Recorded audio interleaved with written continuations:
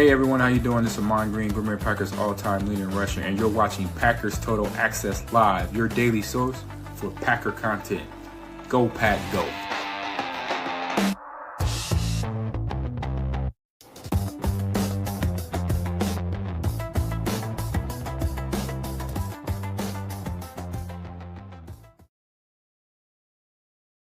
What's up, guys? Welcome into Packers Total Access Training Camp edition, as we're going to be giving you live updates from Packers Training Camp day number 19, I believe it is, as we're inching closer to another preseason game, and obviously toward the end of camp, final cutdowns, all that good stuff. We're going to have all kinds of information to cover today. Already had Matt LaFleur at the presser there, meeting with the media, and had a couple of zingers right off the bat, which we're going to dive into right here on the front of the show. And then we'll be taking you live to practice and giving you sights and sounds, just combing around social media and seeing what the latest updates is there at Packers Training Camp. It's going to be very laid back this morning. All right, we're just going to kind of hang out and take all the updates in together. I'm going to try to keep the chat involved. I want to give a shout out to everybody in the chat already in here. We got Carlos, we got 2-0 for this, Master Bojangles, Joseph in the house, we got Steph in here, Pac-Man, let's see, Mike Berry, the whole cast of characters, Kyle Landretti, 2-0 for this. Like we said, Bryce in here. What's up, Bryce? Good to see you, buddy. Appreciate everybody swinging through. Dave C, United Bates, Junior, JRO Rust. We'll just call him JRO. Good to see you, buddy. Tony Holman. We got Matt Wade. Again, Dave C in here. Cannonball John. What's up, buddy? We got Desiree in the house. Joe Mama. Not my mama, but Joe Mama. All right. And then Deadfish, of course, as well, along with Ron Samble. Chris Casual in. Good to see you, buddy. And Brandon Johns as well. So appreciate y'all hanging out with us here on training camp coverage. If y'all would, do me a big favor, hit like, hit subscribe, click the bell icon so you catch all of our coverage as we get deeper into training camp. Let's waste no time and get into the first topic of the day. Matt LaFleur was asked, hey, when do you expect Tucker Kraft to participate in 11-on-11s? Matt LaFleur's response, quote, I think you could be in for a treat today, end of quote. So it sounds like Coach LaFleur is hinting at Tucker Kraft participating in 11-on-11, which is absolutely awesome. Obviously, this is something that we've been waiting on. He's been out there practicing. They're holding him back. The contract still isn't done either. Now he's going to get out there in 11-on-11 drills. We can finally put that conspiracy theory to bed, I guess you could say, where there's been a little bit, I shouldn't even call it a conspiracy theory. That sounds like, I'm making a negative connotation toward it. There's some people that believe, hey, is he actually going to practice, or is this kind of a hold in and the ACL is a good excuse because he hasn't got his contract done? Listen, if he does hold in, that's the guy who's earning the money. I completely get it. I completely understand, right? But if he's out there doing 11-on-11 today, we know we can kind of put that theory to bed for sure. So I think it's great news that Tucker Kraft obviously is going to be returning to 11-on-11. At least it seems like. Now, listen, Matt LaFleur might be throwing the media a curveball. He has done that a time or 12, right? And I want to give a shout out to Jet in the house, became a member here on YouTube. Thank you so much, man. Being a member on YouTube is just another way you can support the channel. You now have access to the custom emojis and all that. And I just want to say thanks to all of our YouTube members out there as well. Appreciate y'all supporting the show. It's amazing all the traffic that comes through YouTube. If everybody just become a member, I don't even know what it is. I think it's $2 or $3 a month. Man, it really, really makes a big difference. So thank you so much, Jet, and everybody else who are members in here. Shout out to Fishy Things, dropping the jewels already. That sounded bad. But again, breaking news here off the top of the show. Tucker Kraft, it looks like will participate in 11-on-11s. At least it seems like that on the surface. Now, there has been some other conversation, I guess you could say. One of the big talking points throughout Packers training camp here in August of 2026 is Keisean Nixon, right? And, one of the big criticisms of Keisean last year, he was our best cornerback, hands down. There's no doubt about that. In my mind, I feel like he was the best cornerback on the Packers roster. The problem is when you prance around like your CB1 and then you turn on the tape and you see someone not willing to make a tackle, someone dancing out of the way at the goal line in a very, very important game, that obviously caught fire, blew up, went viral, however you want to say it, right? So that's something that put him in the bad graces of the fan base. Now, listen, do I think Keisean Nixon cares about what we think about him? No, absolutely not. He could give a rat's ass, right? He wants to get paid and he wants to play football, and I'm not judging him for that. But the point is, when you put that type of stuff on tape, it's going to warrant criticism, right? Well, there's a portion of the fan base, a small portion, that will come at you and go, oh, you are blowing this out of proportion. You're just hating on Keisean Nixon. Well, Rob Demoski fired a tweet out, and this is directly from the press conference earlier. I'm going to play the audio, but this is essentially them, Matt LaFleur, talking about the cornerbacks. Tell me if you think he's talking about any individual here. Obviously, it starts with doing your right assignment, and then it comes down to your style of play. How are you competing, going after the ball, not only in the pass game, but in the run game as well? Are you sticking your nose in there? And we need corners that are willing and capable tacklers. We need corners that are willing and capable tacklers. I don't know about you guys, but that is a breath of fresh air to hear the head coach talk about that. And I think that is a shot. I think that's a signal sent. Once again, we get, one game in here to the preseason. And what do we have on tape? 2-5 out there dancing around and trying to grab and not really finishing the play. Almost, to me, it looked like he got in the way of Oladapo making the tackle, just kind of hand checking, right? And obviously, they get embarrassed on that huge game. Now Matt LaFleur comes out here in his presser, the first training camp practice open to the public since that play happened.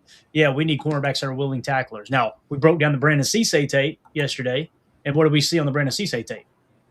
You seen Brandon Cisse literally rebounding off of a bad read, sacrificing his body and laying Lou Nichols out, like in a sense of literally throwing his entire body, hip checking Lou Nichols and preventing a touchdown. Different attitude in Green Bay this year. Benjamin St. Juste is a very physical corner. You'll see him, especially with that wingspan.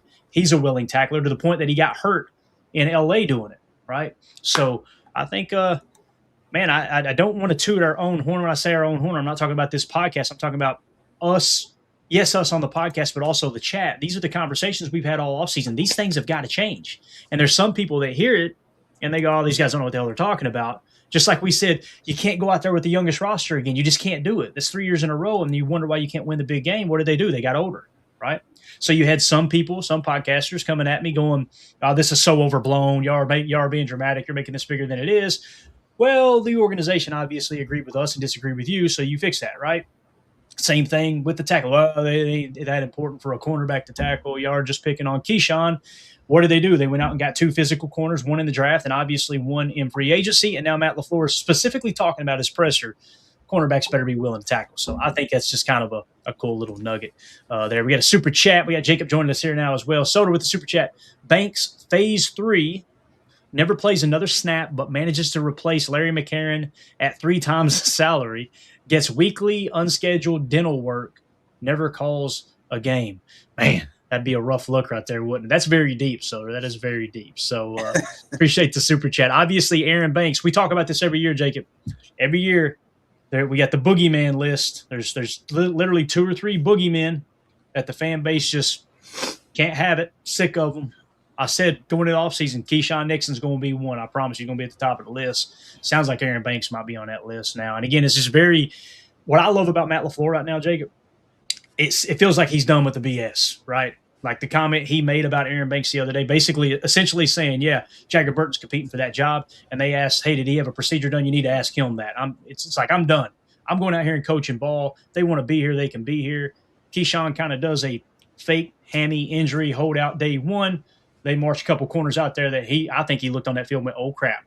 This is a bad mistake. These guys are looking pretty good. So what's your initial thoughts on, like I said, Tucker Kraft? It sounds like the rumor is he's going to be in 11 on 11s today, and we're going to take you guys down to the practice in a second. And then obviously this comment by Matt LaFleur about the cornerbacks. I mean, I'm here for it, man. The days of all shucks Matt LaFleur is done. He, like you said, he seems like he's become we forget how young this guy was when he took over. And, you got to go. I mean, shoot, he was younger than some of the players he was coaching when he first got that job. And that's got to be a kind of an intimidating role to step into. So I understand how maybe a lot of people thought that he maybe wasn't as affirmative, aggressive, however you want to phrase it right away. It feels like that as he's gotten, let's not forget, like coaching is kind of like playing the game. Like you need a couple of years to kind of get yourself in. Now he's a wily vet. He's been through and seen a lot of football. And to your point, Clay, it seems like that he understands, all right, I know my guys, and I know the guys that are willing to either put their neck on the line literally and figuratively for me, and guys that aren't. And if you're not willing to step up with the rest of the squad and actually be physical and play the game as it's supposed to be played, then I don't have time for you anymore. And I think that that's where, you know, we had a little back and forth, which was a great conversation yesterday with I think it was Mike, the super fan, talking about how basically if you're not willing to come here and play the type of game that we want you to play, we're done with it now. Like it just feels like the fans base is ready for that. It seems like Matt LaFleur is ready for that. It seems like guys in the locker room, like your Josh Jacobs, your Tucker Kraft, your even Jordan Love, I think nonchalant is kind of started to come into his own as well and becoming more of a vocal leader. Like I'm done with it, dude. It feels like that we are just not. I think right here, like with Tool for this, he's tired of being called soft, and he's tired of the team being so that and actually playing that way. So to be honest with it, I'm all for it. Let's go. Like, I don't have time for this BS anymore either. Like, I spend too much. We spent literally, you guys, basically every single day of the year. Look at behind me. I'm a grown man with way too much Packer memorabilia on my wall to sit here and not actually take this serious. You know what I mean? Though, like, it really does. It means more. That's what being a Packer fan means to me, is that it's day in and day out. And if you don't have that same green and gold traveling through your veins, then go somewhere else. Yeah. It does feel like this team is kind of turning the corner. You know, you get some veteran help in here, right? Javon Hargrave's going to toughen the team up, in my opinion. He's also going to add some veteran leadership in that regard. Benjamin St. Juste, I think, will do the same thing. Is Zaire Franklin. Again, we've seen him in the first preseason game. He just about killed that poor tailback that was trying to pass block. It's just like these guys. And here's the thing, too. People point out, well, he missed a tackle. I have no problem with missed tackles. None. What I have a problem with, I would much rather a guy shoot his shot, be gap sound, and go, I know where my play is. I'm going to play a half a second fast, get into the backfield, miss a tackle, then a guy be dancing 7 yards down the line of scrimmage and make the tackle. And then go, oh, he's got 120 tackles on the year. I'm sick of that, right? So it does feel like all that. And then you take into consideration Jordan Morgan and what he put on tape and him literally frog splashing a DB after he blocks him into oblivion. Like it feels like this is a different Packers team. I'm excited about it, man. So just some updates here from that same presser. If you guys, I'm sure you've probably already heard, it's the first time we've talked about it on the show. Kyron Drones was released. So everything that we talked about, after the preseason game, man, Kyle McCord really went out there and showed a lot. Obviously, he says, I thought Kyle, this is LaFleur speaking as presser, I thought Kyle went in there and did a really nice job. There are limited reps in every practice, and it's truly hard to get 4 guys ready to play football. So he was kind of defending Kyron Drones a little bit, and rightfully so, because, again, you can't get everybody reps, especially with the way the CBA is structured in the sense of you can only practice so much. So, again, it's not necessarily a Kyron Drones is bad at football. It's Kyle McCord showed more, and we need to get him more reps. Now, that's probably going to be your practice squad quarterback barring any injury. Now, listen, I'm going to continue to say this. Right now, on August the 16th, I want Tyrod Taylor to be our backup quarterback.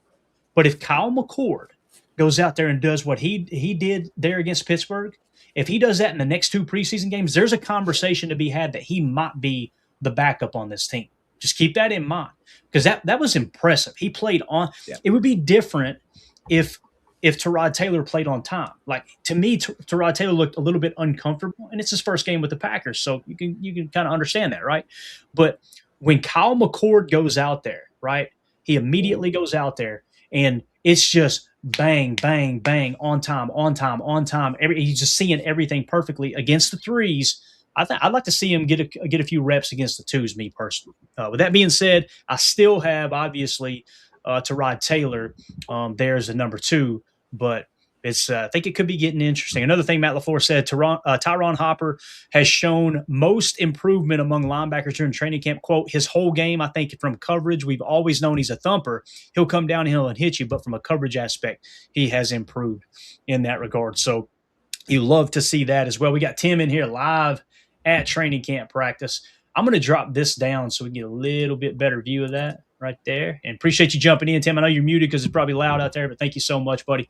So we got boots on the ground over there. Again, just combing through some of the updates here. Tucker Kraft, it says, we'll do 11 on 11 for the first time today, Matt LaFleur says. So I don't know if it was the same quote we got. I still wouldn't be surprised if he's throwing a little smoke and mirrors. Sounds like everybody's expecting the same thing there. Another thing that Ryan Wood tweeted out, Matt LaFleur wants to get MarShawn Lloyd more touches in Denver as he continues to stack healthy days in camp. quote, MarShawn is a guy. He's going to go 1,000 miles per hour. Sometimes as a back, you do have to have a little patience to let things develop, but I was pleased with his effort, end of quote. That's what I seen too, Jacob, was like he was a little too antsy in the backfield. He was a little too aggressive. You know, we always use the poster child of a patient runner was Le'Veon Bell in his prime. Yes. Le'Veon Bell get that ball, and he just kind of stopped. Yeah, right here's a hole. Let's remember he'd put his hand on sometimes his lead blocker and kind of like wait for him to make a move, and then but it was very effective. It was awesome. I kind of agree with that, dude. Like I was watching him, I felt more intrigued about what I saw from Lloyd, but at the same time, it did feel like he had happy feet. Kind of like I used to have this little like poodle, and they would tip tip tip tip tip on the. That's what it felt like, is that he just kind of was a little too excited, which I understand. I mean, the dude's been waiting for damn near 3 years now to get out there on the field. Yeah. So he was like, let me go, dude. Let me go. Right. But you could see the burst and the physicality that this guy plays with. And I'm excited for him to kind of put it all together. I just want him to stay healthy. I think we got ourselves at RB2 in the making right there. And everybody's just kind of confirming the Tucker Craft news. We got Kevin Robinson out there on the sideline ready for practice to start as well. Here you see Jordan Morgan stop to sign autographs on his way out to camp. This dude just looks so confident, man. He looks so comfortable at left tackle. And it's just one preseason game, I get it. But, man, really, really excited to see what he can do this year. Marcus Eversole out there at practice as well. Shout out to him. Here we go. First shots from practice. Sleeper Packers says Packers preseason week 1 MVP rookie kicker Trey Smack and maybe the new emergency quarterback laughing emoji. So Trey Smack out there getting geared up and ready to go. Jacob, let me ask you this, man. What are you excited about today? What are you kind of looking for at training camp practice today based off of what we've seen coming out of the preseason game? Oh, man. To be honest, I would like to see a little more production off that defense. I'm talking like the second and third round guys. It just felt like that they didn't put out an effort. I get, we're going on the road. It's a tough situation to be in Pittsburgh. But I'd like to see just more effort and execution out of our second and third and obviously fourth rounders. Get a little more, and it's practice against our own guys now. So we obviously can't, go probably full on, but just having a little bit better execution all around. I thought I liked what I saw from the linebacker room, but it felt like the secondary, which I thought was going to be, greatly improved, was just a little bit behind. It just felt like they were always a step behind some of these receivers. And look, we weren't going against, Marvin Harrison and Jerry Rice, and like we were going against Roman Wilson and those types of people, like third and fourth stringers that kind of were cooking us. So it'd be nice to see maybe just a little bit more production, execution, discipline, that sort of thing. And it's preseason week 1. Nobody wins and loses that kind of thing in the preseason. I think we're going to shake some of these bugs off of us. And then that's pretty much it. I kind of liked what I saw pleasantly, like you said, out of guys like Jordan Morgan, MarShawn Lloyd, guys that I really, really wanted to see, like the starters. I felt like held their own. Even Jordan, looked like he was a little jittery, but I still liked some of the throws he made. I think Christian had a drop, that kind of thing, but like that's to be expected. It's week 1 of preseason. I got to give him a little bit of grain of salt there with everything that I see. And just real quick, a shout out from our homie out there in Spain. Let's go. I love it when we see people from other countries, dude. It's so cool.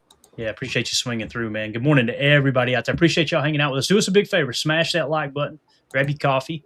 I don't know what time it is in Spain. Might want to grab a little wine or something. Sit down, enjoy the show. You know what I mean? So appreciate y'all, like I said, hanging out with us here today. As you can see, Tim got a shot of the defensive line drills going on right now. Another thing here with the cornerback position, obviously, is Brandon Cisse and Benjamin St-Juste. What I would love to see today is Benjamin St-Juste get an opportunity to be the starting cornerback opposite of Brandon Cisse. I think that'll really tell the story a little bit too on who gets the first team reps. Now, listen, they've been rotating with first team reps, right? There's been this big misnomer that Keisean has been benched essentially, and Benjamin St-Juste is getting the starter reps. That's not the case. They're rotating those guys. The one thing that has been pretty common, or pretty steadfast, I should say, is Brandon Cisse has pretty much been taking all of the number 1 reps at right cornerback. So left cornerback seems to be like it's still open. Obviously, you've got the offensive line competition going on as well. Aaron Banks, we're going to keep a close eye on that. When is he going to return to 11-on-11 work? That's going to be the big question. Maybe it's today, maybe it's not. LaFleur did acknowledge that there is an open competition there. Maybe he's putting a little bit more pressure on Aaron Banks, but it sounds like Jagger Burton, the rookie 5th-round pick, is competing for the starting left guard job. And then Jacob Monk, of course, it seems like as we sit right now, he is the starting right guard. Anthony Belton is now the backup right tackle. We'll see if that continues to hold water as we get a little bit deeper into everything. It looks like we got some footage of the guys coming out here on the field. As you can see, Rob Demoski tweets out, practice number 12, Tucker Kraft ready to go. So again, Tucker going to be out there for 11-on-11s. All signs are indicating that. Looks like the weather's pretty good. There goes Coach running by. You see Christian Watson. And, number 65 right there as well. Did you see that, Jacob? That's number 65 running out there. So we're going to keep an eye on who's starting and who isn't. Here's a shot by Paul Brettel, practice number 12. You see the guys running out onto the field. Looks like it's a partly cloudy day, I guess you could say. Maybe mostly cloudy, but partly to mostly cloudy. Looks like pretty good weather. I don't see the flags going crazy, right? I don't know. Old Glory back there waving pretty stout. Maybe there is a little bit of wind. I'm excited to get the Trey Smack update as we get deeper into practice here, Jacob, because, man, he impressed in Pittsburgh. Now, granted, it wasn't winter Pittsburgh. It wasn't wind-swirling Pittsburgh, but still, every opportunity he had, he went out there and nailed it, man. Yeah, no, that was another guy that, in addition to Morgan, to Lloyd, to Isaiah Nair, guys that I thought hopefully would have a good practice, a good outing. He impressed the hell out of me, dude. And it's no easy task to go into foreign territory, especially, like I said, a place like the former Heinz Field or Acusure or whatever the heck it's called now. But just to be real, it's 80 degrees in Green Bay, and there is wind gusts up to 17 miles an hour right now. So it just feels like it's always a little breezy over there. But 80 degrees and cloudy in Green Bay right now is just fine, because a lot of people, like I said, if you haven't lived in Green Bay, you get all 4 seasons so viciously. Like, the summer is summer. It'll be 100 degrees and feel like it's 110. And I just can't wait for fall, bro. It's going to be so great when it's like 70 degrees. You know, the leaves start turning their colors a little bit. You turn on Sundays and the Packers is playing. It's just going to be so good. Yeah, man. All right, let's get a little sight and sounds here. Listen, there may be some language, I don't know, but the defensive line, there's Baron Sorrell working. Let's see what it sounds like. We can't. It may be loud, but here we go. But will it let me? Oh, I can't unmute it. Good call. Oh, there we go.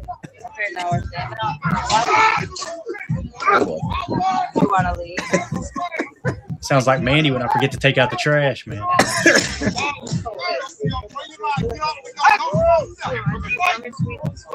Colin Oliver looking thick this year, by the way. Put on some weight. I appreciate you, Tim. We'll mute it, man. Thank you so much. Just want to get you guys a little bit of noise out there at practice as the defensive linemen are going through drills over there. You see I think that's the Resch or the Expo Center there off in the distance. So obviously Lambeau is to our left, I believe, if I remember correctly. But nonetheless, man, the weather's looking great out there. It's going to be an awesome day, man. So speaking of defensive line, who was it? I think it was Jaden Crumity, maybe. Or no, it was who was it? I breezed right over it and didn't give you guys the update. We found out a little bit of information in terms of an injury. Jordan Riley, defensive tackle Jordan Riley. LaFleur says he wouldn't expect defensive tackle Jordan Riley, Achilles, to be back for training camp, but said he's doing a heck of a job. He would be a big bonus for us. I'm excited for the day that he can come back. So it sounds like he's dealing with an Achilles, so don't expect him back anytime soon. And when you look at the defensive tackle room specifically, let's just exclude edge for a second. Nobody was expecting Jordan Riley to make this 53. We broke camp with 6 last year. Right now, the current top 6, Devontae Wyatt, Javon Hargrave, Chris McClellan, Warren Brinson, Carl Brooks, and Nazir Stackhouse. Jonathan Ford had a great game against Pittsburgh. Anthony Campbell has been the camp darling. He got a little banged up in that game. I'm assuming he's good to go. I haven't seen the injury update yet. We should have that any moment now. So it's kind of becoming a 2-man race to try to knock either Nazir Stackhouse or Carl Brooks out of that top 6, Jacob. But I got to be honest with you. It sounds like Carl Brooks he's safe as all get out. He'll be there. He'll be on the roster. I don't hate it either. I think what you're finding is the bottom side of this defensive tackle room in terms of the roster you've got 2 or 3 guys you feel really good about there as backups, man. Yeah, like I've said with Goody is, it seems like anytime that any season we have a glaring need in a positional group, I always look back at our safety room, the cornerback room, the D tackle room. As of late, having guys that are really invested, like a Hargrave, paying Wyatt, getting a guy like McClellan in, and then having your year 2, year 3 guys kind of come into fruition and seeing hopefully the capabilities that's why we drafted them, right? And then you get these other guys that are coming in, like your Campbells and your Jonathan Fords, who's been around a little bit here and there, but just it's more impressive because I think that what we lacked in years past was just open competition. And I like that it feels like that this team has all of a sudden kind of realized that, we're not doing this anymore. We're not penciling in people because of the fact that they were either signed or drafted in this position with this much money. We want the best 11 out there. I think that Jonathan Gannon's going to bring a new wrinkle. I don't know if you watched his press conference, but I like what I hear from him, man. He's a little quirky, he's a little nerdy, but it's like in a good way, in my opinion. Like he really does feel like that I'd play for him. I know that. Like he gets me excited enough where it just feels like that he's genuine. And we always talk about that. People are going to look through the BS. They're going to see if you're being a fake. Like when I listen to Ben Johnson, I don't feel it. And I'm being unbiased. I know I'm a Packer fan. It feels so forced. It feels so over the top. It just, he gives me the ick, like I say, as the kids say nowadays. But I'm excited to see what Gannon's going to put together in that, specifically in that D tackle room. Yeah, we got some updates rolling in from the practice field. Sleeper Packer says Packers running back Josh Jacobs still isn't practicing, but is out there with the team as he recovers from a minor groin injury. This is all part of the plan. We heard Matt LaFleur talk about it. Don't expect him to play this week. I think they're going to look to try to ramp him up, get him some snaps next week. Hopefully that's the case because if he doesn't get any snaps in preseason, he doesn't play week 3, then you get the bye week, and then you're going into week 1.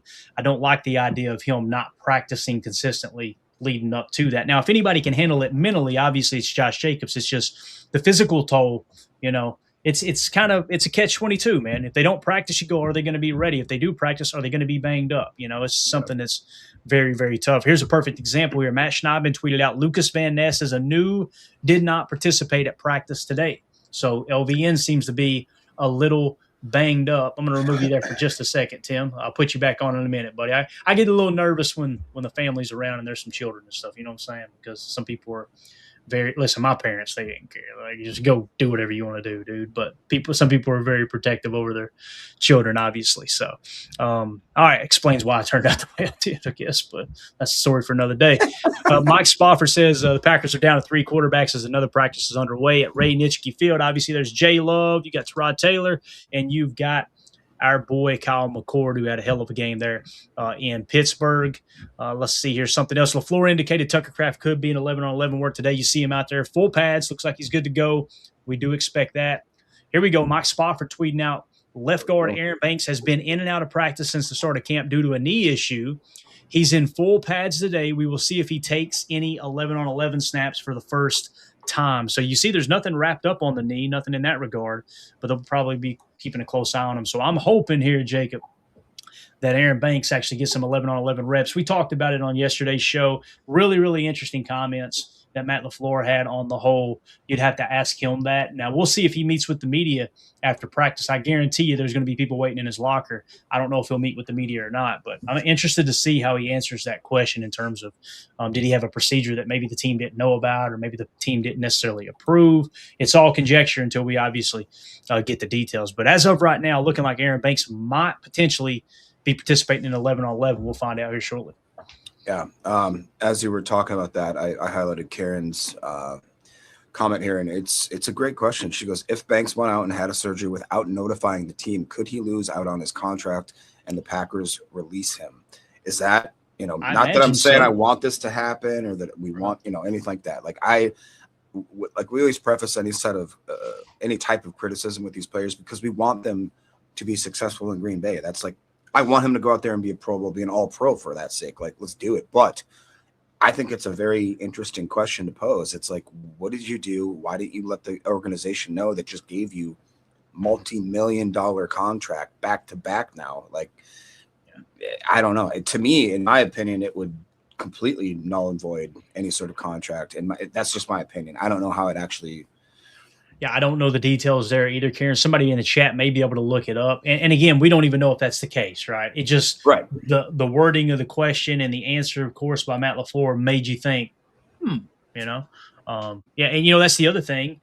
Maybe he did have a procedure, and Matt's like, I'm just going to leave it on the player to talk about it. If he wants to, he can. If not, no big deal. I'm not going to touch it. It might be as simple as that too, right? Yeah. It's just a weird situation. I can't remember the last time that kind of question happened. I love what Coach said, because his coach just said, message received.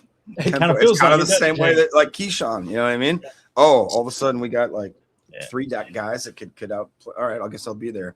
It kind of feels like Matt LaFleur went around the locker room like this right here, you know, belt to ass, like, hey, listen, guys, we're done playing games here. You know, it's time to put your big boy pants on. All right. And let me tell you, Aaron Banks got some big boy pants. That's a massive human being. I would love nothing more than to see him and Jordan Morgan mauling people all year long. It's just, I've already fell into the trap of, hey, all right, let's get behind this guy. If Goody thinks he's worth all this guaranteed money, maybe he's worth all this guaranteed money. To this point, it definitely hasn't worked out for the Packers. We'll see if it does moving forward. Just hitting refresh here, get a couple other shots. So it looks like LVN and Kennard are with the rehab group today. Okay, so no surprise there with Kennard. He obviously had an injury. I'll tell you, man, of all the injuries that could have occurred in that game, that's one that I'm like, crap. I think Kennard is sneaky important for this offensive line, man. I sent that message out too. You can tell it's football's back, because I'm texting the group chat. Clayton don't say a damn thing back, but I'm just sending out like 16 texts every 20 minutes. But what do you think about this comment? It's a little interesting. Mr. Michael Redden here says, read the Twitters. Banks and Sweat being held out for a contract swap. Keep it on the DL like the Parsons trade last minute. I think that's a reach, but you never know, Michael. You know, you never know. The problem with the contract, we'd have to look at the optional aspect of the contract and how much would actually travel, right? But the problem with that is the Packers are eating a huge cap penalty the way the contract's structured. Yeah. Now, again, sometimes you find out later in a trade that, oh, no, this much of the guaranteed actually traveled and whatnot. I don't think you can work around the way this thing's structured, because you've already added the void years, which means all the dead money would accelerate to the current year, i.e. 2026. And then so not only would you be absorbing a huge cap penalty this year, I mean, a huge cap penalty, you would lose money to trade him. You'd be picking up Josh Sweat, where you're also going to be losing, I think, roughly 10 to 11 million against the cap as well. You're talking about a $25 million cap swing. That's why I think probably a little bit of a reach for that happening, right? So now on Madden, you can just turn the salary cap off and make it happen, right? I think we've all been there, done that. So, yeah. Go ahead, Jake. What do you got, man? Just Chris the Casual in with the weirdest comment. He says, I'd pay to watch Banks eat finger food. That's random. Get out of here, Chris. Unbelievable what I deal with on this show. All right, Marcus Eversole tweeting out a video here. I think he's saying how many safety tandems are better than the Packers? Anybody? So you can see here, you've got Evan Williams, you have got our boy Xavier McKinney, and I'm trying to see who's off to the side. Is that Oladapo? Man. That's actually Key on the far left. Look at Evan's hands, man. That's impressive, dude. Yeah, it's nice to see Key actually finishing that drill this time too. You know, we showed a clip earlier in camp where he was kind of everybody else finishing strong, returning the pick, right? And he just kind of dripped it off to the side, did his own thing. So yeah, I'm excited, man. One of the things that really fired me up in Rob Demovsky's article yesterday, Jacob, is his top performer of camp right now. I was asking people in the chat, who do you think he said was the top performer in camp? And there was a number of names that were rattled off, and all of them good guesses, right? Like, yeah, he has a good camp. That guy's had a great camp. The one he mentioned is one we haven't talked about at all. It's Xavier McKinney. Rob Demovsky identified McKinney as the Packers' top performer through the first 2 weeks of camp, noting he looks more and more like the 2024 first-team All-Pro version of himself than the slightly quieter 2025 version. McKinney is moving all over the field and gaining system and finding himself in the middle of more action. Demovsky specifically called out that McKinney, Williams, Bullard safety trio is potentially one of the best in the entire NFL. So it sounds like they're really putting him in place to be around the ball more, which I love. It kind of reminds me of the olden days when they used to do that with Charles Woodson. They put him right in the middle of the blitz package, right? They'd also have him dropping into a curl flat. How many times did we see him pick a pass off, hitting the curl flat after showing blitz out of the two? Like, there's so many things you can do with McKinney. This was just great news to me, Jacob, and maybe other people don't see it. Maybe you agree with them. This ain't a big deal. I didn't think Xavier McKinney was having this great camp. Rob Domofsky saying this is the dude that stood out the most to me. That's absolutely awesome news. Yeah, I mean, we kind of talk about it sometimes about how if we don't hear anything, we assume that that probably means it's good. And I think the safety room is one of those places where maybe I don't want to say we've taken it for granted how good X is. Obviously, in that game, we wish he would have come down with the interception. Had a couple dropped interceptions this past year, but before that, people forget how unbelievable that guy played. And I think that he's kind of taken over as being, he's not necessarily the green dot guy, but he's probably, in my opinion, one of the field generals of that defense. He's an absolute dog. He's still young as heck. Like, I could not believe that the Giants, again, were so stupid to let this guy fall to us and we were able to snag him. It's just amazing to me. The way that he's brought on Evan Williams and Bullard. To Steph's point here, she goes, nope, we got the best safety tandem. Evan, yeah, she said even Ben Johnson did say that, and I remember him saying that in a press conference. So, like, and he hates, and she goes, and he hates the Packers. So it's like, you got to believe people if they tell you that when they hate you that you're real great. Like, listen to them. I think that it's going to be a really, really interesting year to see these guys again. All of them kind of play together, kind of lean on each other a little more than maybe they were in the past. And I think that the additions of these wily veterans is going to make that defense so much more stout that it's going to allow everybody to kind of maximize their potential. And especially in that safety and secondary room, I believe it's going to end up, we're going to see it pay off in dividends. Yeah, I think you're right, man. And yeah, as I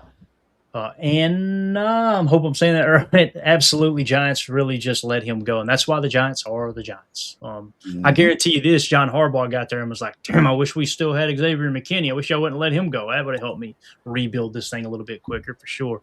Shout out to Romero Hill. Thank you for the jewels, sir. Appreciate you supporting the stream, hopping the stream, all that good stuff. All the way, guys. 229 watching live, only 49 likes. Please just take a quick second, hit that like button. That might be the worst ratio we've ever had. So if you're hanging out with us, just take a quick second, smash that like. We would greatly, greatly appreciate that as we await some more updates to come in here. It looks like they're just out there kind of warming up at the moment. We'll try to get you guys the 11-on-11 updates and everything else in between. Let's see here. Wes Hockwitz, shorter one-on-ones today, so they can run games, I think is what he's saying here. Just did a 3-man rush. That's new. Monk and McClellan went 3 times. Monk won the first rep, and then nice adjustments by McClellan to grab the next 2. Campbell, by the way, who went down with an injury, it looked kind of bad, the way he was clutching at his ankle. He's back today, sounds like. So Campbell was doing one-on-ones. He's fine. So that was just a scare there, which is great news because obviously that would have been my camp darling. I would have thought Rob Domofsky would have said Campbell at D tackle would have been the guy. But love the fact that it was Xavier McKinney. Can I ask you a question quick? I don't think we actually talked about this much. Maybe we breezed over it a little bit. But were you kind of surprised with some of the exotic looks that Gannon was given in that game? What would you call that when you have basically like 7-8 guys on the line of scrimmage and then it immediately drop, 2 or 3 back into coverage? Would you call that almost like it reminded me of like the Dom Capers, like nitro package or whatever you'd call that, that crazy NASCAR pack, whatever it was. Like, are you a little surprised that he was showing some quote unquote exotic looking blitzes and looks? I'm not surprised, to be honest with you. Dom Capers did the same thing. I heard Wildy and Tausch talking about this the other day. When Dom Capers took over as the defensive coordinator for the Packers in it was around 2000, and I'm trying to think of what year that was. It was right before they went on the run and won the Super Bowl, so it was mid to late 2000s, right? They asked him, are you going to kind of keep it vanilla and preseason? He's like, these guys need to run this stuff because they ran a lot of fire zone blitzing, which is essentially what you're seeing.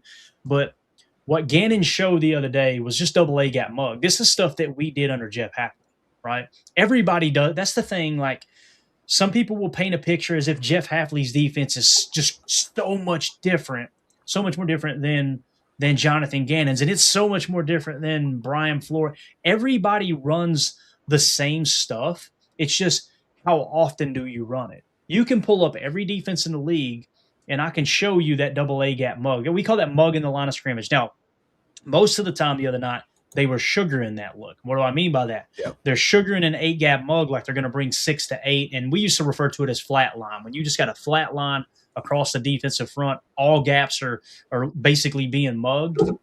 And then you drop guys out.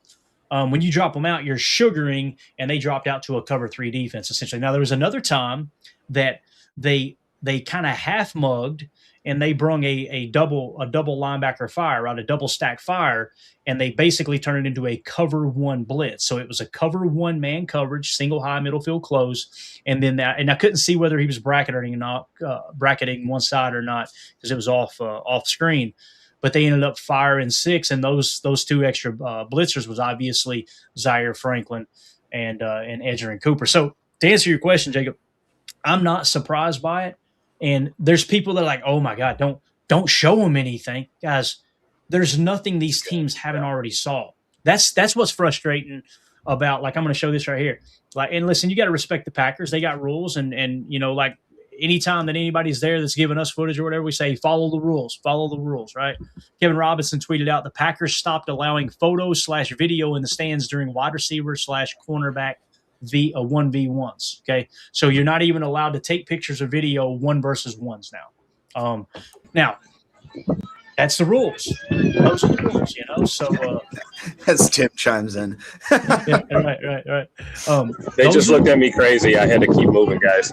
I got you. You're good, dude. You're good. Keep it moving, man. Like I said, Tim, don't do anything that they don't allow, brother. Appreciate you, man. So with that being said, do I think it's silly? Yeah, I think it's silly, right? Like, what are you going to glean from that? Oh my gosh. Yeah, Tim, the this wide receiver beat that cornerback, or that cornerback beat this wide receiver. I get you, but here's the rule. It's their house. It's their rules. This is like back to the COVID stuff. You want to get controversial for a second? Remember back in the day of COVID where everybody had to wear the mask, right? Well, you can't come in here unless you wear a mask. And there was people walking into businesses without the mask. You know what I did? If I disagreed with the mask, I'm just not going into that business. They own that place. They can choose to serve me or not serve me, right? No matter, I don't care what the stance is, religion, whatever it is, right? If someone else owns the property, who the hell am I to go in there and go, no, I'm going to tell you what's allowed here. No. If somebody knocks on my front door out here, they knock on the door and go, hey, man, I'm coming in and I don't like the way your couch looks. I'm going to rearrange that. They're getting slapped in the mouth. That's happening. They're probably getting pistol whipped. Like, I never understood that. So these are the Packers rules. You got to follow them, man. It is what it is. I understand the frustration of the fan base, and it does look a little weird when most of the rest of the league is allowing stuff. I get that. It is kind of a bad look, but I promise you this, Jacob, the people over 1265 don't care what it looks like on the outside. They just want to win a Super Bowl. Yeah. And that's what I love about it. So yeah. Or when they televise a practice then for the whole world to see. I love what Too Old for This said, just because learn your rules, or you better learn your rules. If you don't, you'll be eating in your sleep. If you don't know, Dwight Schrute, The Office. We got to get a good Office reference in at least one episode. Absolutely. All right, so here we go. A couple other updates. Ryan Wood just confirming Lucas Van Ness not practicing today because of a shoulder injury. Darian Kennard also not practicing because of an ankle injury. Then Bill Huber tweeted out the same thing and then said Anthony Campbell and Damani Jackson are back. Awesome. So Damani Jackson out there on the practice field, you love to see that. Because, again, when you look at this cornerback room, man, when you take a quick glance at it, we've got it right now. Keisean Nixon, Brandon Cisse, Benjamin St. Juste, Carrington Valentine, Damani Jackson, then Kamal Haddon. The two outside looking in at the cornerback pool are Shamar Bartholomew and MJ Devonshire Jr. So Damani Jackson we've got as the 5th best corner right now. But, again, you can't make the club in the tub if you can't be healthy in practice. There's a good chance that he could end up on the pup or something, starting the year. So I'm really hoping he gets some meaningful reps. I think there's a chance. I think there's an outsider's chance that Damani Jackson could compete for the 4th spot. He can move his way up that cornerback depth chart really, really quick just based off of his pedigree. So with all that being said, that's kind of how the cornerback room sits right now. Now, there's a chance here too, Jacob, that we might be looking at Brandon Cisse and Benjamin St. Juste starting on the outside. I just don't feel comfortable saying that at the moment. So, right. Yeah. Anything you want to add to the cornerback room? Yeah, and I think a sneaky one to keep an eye on is going to be if Kamal Haddon can come back from that injury. Because towards the end of the season, I felt that he was a real decent backup / player for us. And it stinks because I wanted to see too. I think you could. Jalen Simpson, it looked like he was playing a little outside corner, but man, he was getting cooked. I mean, he did not have a great night. I would put him in one of those categories of just kind of having a struggle. Not to say that he can't bounce back from it, and looked like he wasn't. It seemed like he was given maximum effort. So like, I'm not going to say that he wasn't playing the right way, that sort of thing. It just felt like it just wasn't clicking that night. But I am very confident in your point. I would love to, since we had the St. Juice signing, he was one of my guys that I really wanted us to go out and get in free agency. He's got the size, the speed, and the way that Cisse is playing. I would love it to be 1-2. And, I don't know where Nixon falls into this situation. I don't just say that because, I'm piling on or whatever. It just feels like that he's not the type of player that can handle being a backup. It doesn't feel that way. So I don't know how that would work out necessarily. Not that should dictate whether or not we make him a backup. That has nothing to do with it, in my opinion, whatsoever. But I like what we've done in this cornerback room with the draft, with the free agents, with some of these, like I said, second, third, fourth year guys that are coming back in. I just want it to be competitive, and right now it feels like it's pretty competitive. Yeah. Wes Hawkowitz with an update. Welcome to Media Practice 12 of Packers training camp. It says return to practice Damani Jackson, who had the core injury, guard Aaron Banks with the knee, and defensive lineman Anthony Campbell. And then it says not practicing, just to kind of get an updated list here.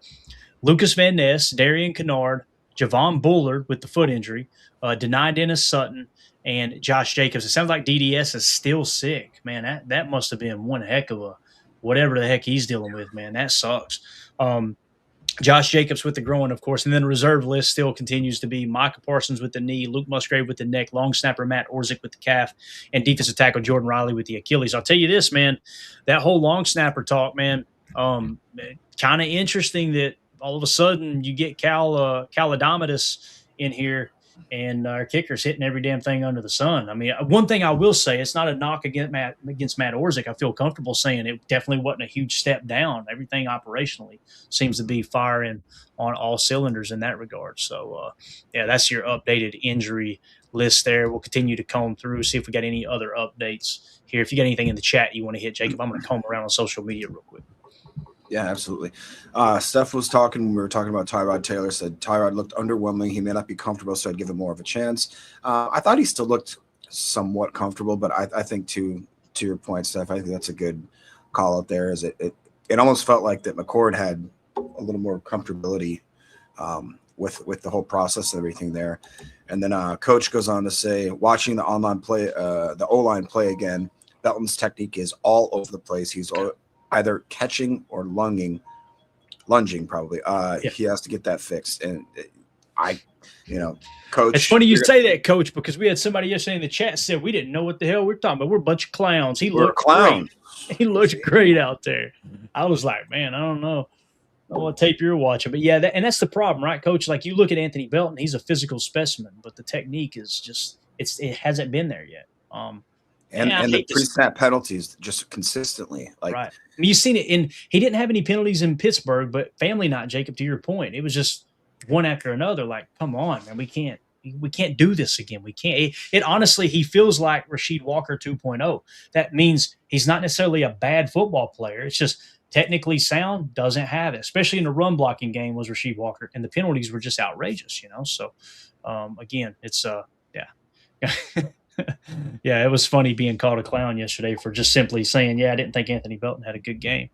But, yeah, you'll get that. You'll get that. As we used to say in concrete steel, you'll get that on these big jobs, Jacob. You know what I'm saying? I do. And, like I said, this isn't a podcast where we want – I want Belton to figure it out. It just feels like for whatever reason it's just not clicking at the moment.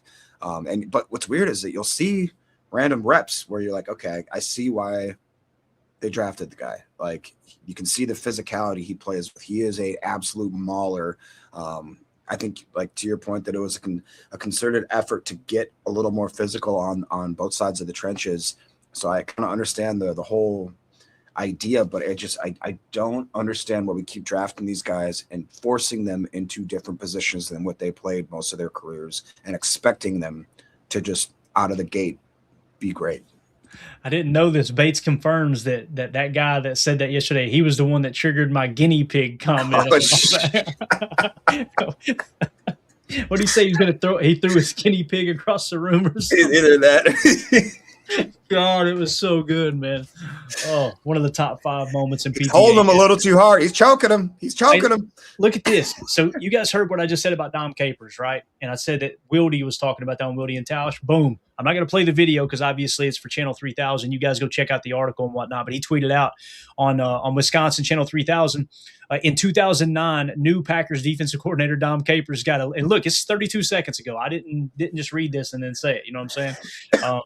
Got a little wild and crazy in the preseason. He showed so much of his playbook. Other coaches wondered what he was doing. Jonathan Gannon isn't going that far, but he has his reasons. So you guys make sure you go check out that story. Wildy, man, is just one of my favorite that covers the Packers. Love that dude. Love that dude to death. So make sure y'all check that out. Any extra content over there. Now, we got a little bit of good news, I will say. You see Javon Bullard isn't practicing. You go, oh, God, the foot must have got worse. Actually, it didn't. Javon Bullard is not in the walking boot anymore. And Bullard did say the other day, Jacob, that if they were playing, if it was week 1, he'd be out there playing. So it's obviously precautionary. I think Bull's going to be just fine. That's great news. He's no longer in the walking boot for sure. So. That's great. It's great. Sorry. Eric Sutherland is. Be professional, Jacob. For the I love can't, of God. dude. I can't when Eric Sutherland's in the chat. It's just he's a constant squirrel. But no, honestly, in all seriousness, you guys know how much I love Javon Bullard. I was very worried. You see what I'm saying? Yeah. Now you be professional. There's no being professional with that comment. Lord have mercy, man. Only Eric could find a way to get away with saying what he wants to say in the comments without saying it. Just emojis, and we all know. Yeah. No, but I mean, I want to see Bull back. Like he is that kind of trifecta, that slot / safety 3 that really I believe is going to make a sincere difference. He is so physical, especially in the run game as well. I was a little underwhelmed, to be honest, by his performance at Pittsburgh. It seemed like there was a couple times where it left me wanting a little more. But I feel like if anybody's going to throw that kind of early season, he's going to get that off his back, and he's going to end up being an absolute stud on this defense and in this league. I sincerely believe that. I would literally bet my bottom dollar on it. Yeah, absolutely. Steph says they're just being precautious with Bull. Absolutely. Deadfish, I love it. I don't know if Deadfish is just that innocent or he's being sarcastic too, but I love he just said chicken lollipop, Eric. Really? Like, well, what was that? So, took me a minute too, Deadfish, or maybe you did get it right off the bat. But we got some updates rolling in. Wes Heikwitz. Brandon Cisse and Keisean Nixon start at cornerback and team. The same O-line with Burton at left guard, Monk at right guard. So nothing's changed up to this point. Let's see how they fare in practice, and hopefully we'll get an update here in a day or two on the cornerback position. Here's one. So LVN is out at edge, right? We talked about it's LVN on one side, right in. Barron Sorrell's your left end. LVN is out. So who's up next in line? Brenton Cox Jr. is in for LVN, and you've still got probably Barron Sorrell on the opposite side. So there you're starting to see how the depth chart's shaking out. Now, this is the sucky part about people not practicing. DDS with the illness, would he have been in that spot? We don't know, right? But on the surface, it does see like it's basically Lucas Van Ness, Barron Sorrell, then Brenton Cox Jr. I imagine next would be, with DDS being out, Colin Oliver would be next on that depth chart. So just a quick little, update on that. So I know you're excited about that, Jacob. And also we've got 236 watching here on YouTube, only 87 likes. Do me a favor, get us over 100 likes, man. Smash that like button. We'd appreciate it. And I will continue to refresh here if you want to hit something that's appropriate in the chat, Jacob. It's tough with this group now. Steph chimes in, says that she loves Cox. I do too. I think we all do here. Brenton Cox Jr. is awesome, no doubt about it. Brenton Cox Jr. is amazing. I love him quite a bit. Yeah, and then, I would have loved to see DDS. That was probably one of my biggest disappointments. Like you said, it sounds like that illness is taking a grip on him. I can't really give him too much criticism because it feels like I've been sick for the last 6 years. It just feels like that all the time when I wake up. But I think that Edgerrin is still very impressive. I liked what I saw out of Sorrell. I liked, honestly, they played Brenton Cox Jr. a lot more than I thought that they would that game. I don't know if that had to do with, like you said, the absence of DDS and that sort of thing. Mosby did Mosby stuff.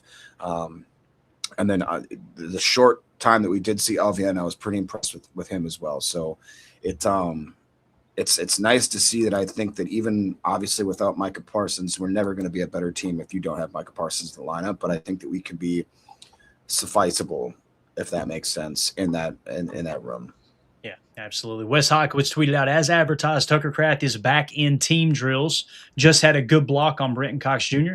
2 nice snags early from Golden and Reed versus zone coverage as they're off and running. Rob Domofsky confirming Tucker Kraft indeed on the field for the first time for the first play of team drills. The O-line, of course, Jordan Morgan, Jagger Burton, Sean Ryan, Jacob Monk, Anthony Belton again at right tackle. So no Zach Bako-Biwele at the moment. Nixon and Cisse are the starting corners again. So just kind of a little bit extra confirmation here. Here we go. Wes Hawkins, Keisean Nixon bats down a pass on a cornerback blitz. So Key making a play early here in team drills. Yeah. So we'll see if he continues improving there. Let's see what else we got here real quick. It's kind of hard. I have to hit refresh every time, and it takes a second. So here's a little bit more detail on what happened here. Jordan Love comes out swinging today, hits Matthew Golden for about 20 yards on a stop route, pinpoints Jaden Reed for another 20 on face down the left sideline, then slings a check down to MarShawn Lloyd for about 15 yards to the left flat. Looks very comfortable. So Jordan Love obviously having a good start to practice here. You love to see that because typically, man, that first week or two, Jacob, the defense is always ahead of the offense. You want to see them start to catch up a little bit here for sure. Yeah, definitely. I mean, I was pretty impressed with Jordan. There was a couple throws that he got a little, it's kind of like how Brett, no more rocket balls, just right away. I that's so funny because I remember when I would watch with my father and my grandfather, and I was just a young kid at the time, right? But they would always be like, you got to give Brett about a quarter, then he'll settle in. But you could just see him sailing balls for like the first couple of series. He was like the movie Rookie of the Year. He was just letting those suckers fly, man. But I think that Jordan is going to absolutely come into this season and completely be such a level-headed, really, really wily veteran. And people forget that he's still young. He's still a little bit, say, underseasoned, if you will. But the rapport that he has with this wide receiver group, and then when you add back in Tuck Norris, it's just going to be fun to watch, man. I just think that he is so criminally underrated in almost every single aspect. We've looked at the numbers. He's top 10 in basically every metric that you could get for a quarterback, and he gets no love from the national media, which is fine because then they can start eating their words when we're around week 16, and Packers will be heading to the playoffs again. That's what I think. There you go, man. This is a wild story here. I won't click on the article or whatnot, but Pro Football Talk tweeted this out. If you guys are not following college football, listen to this.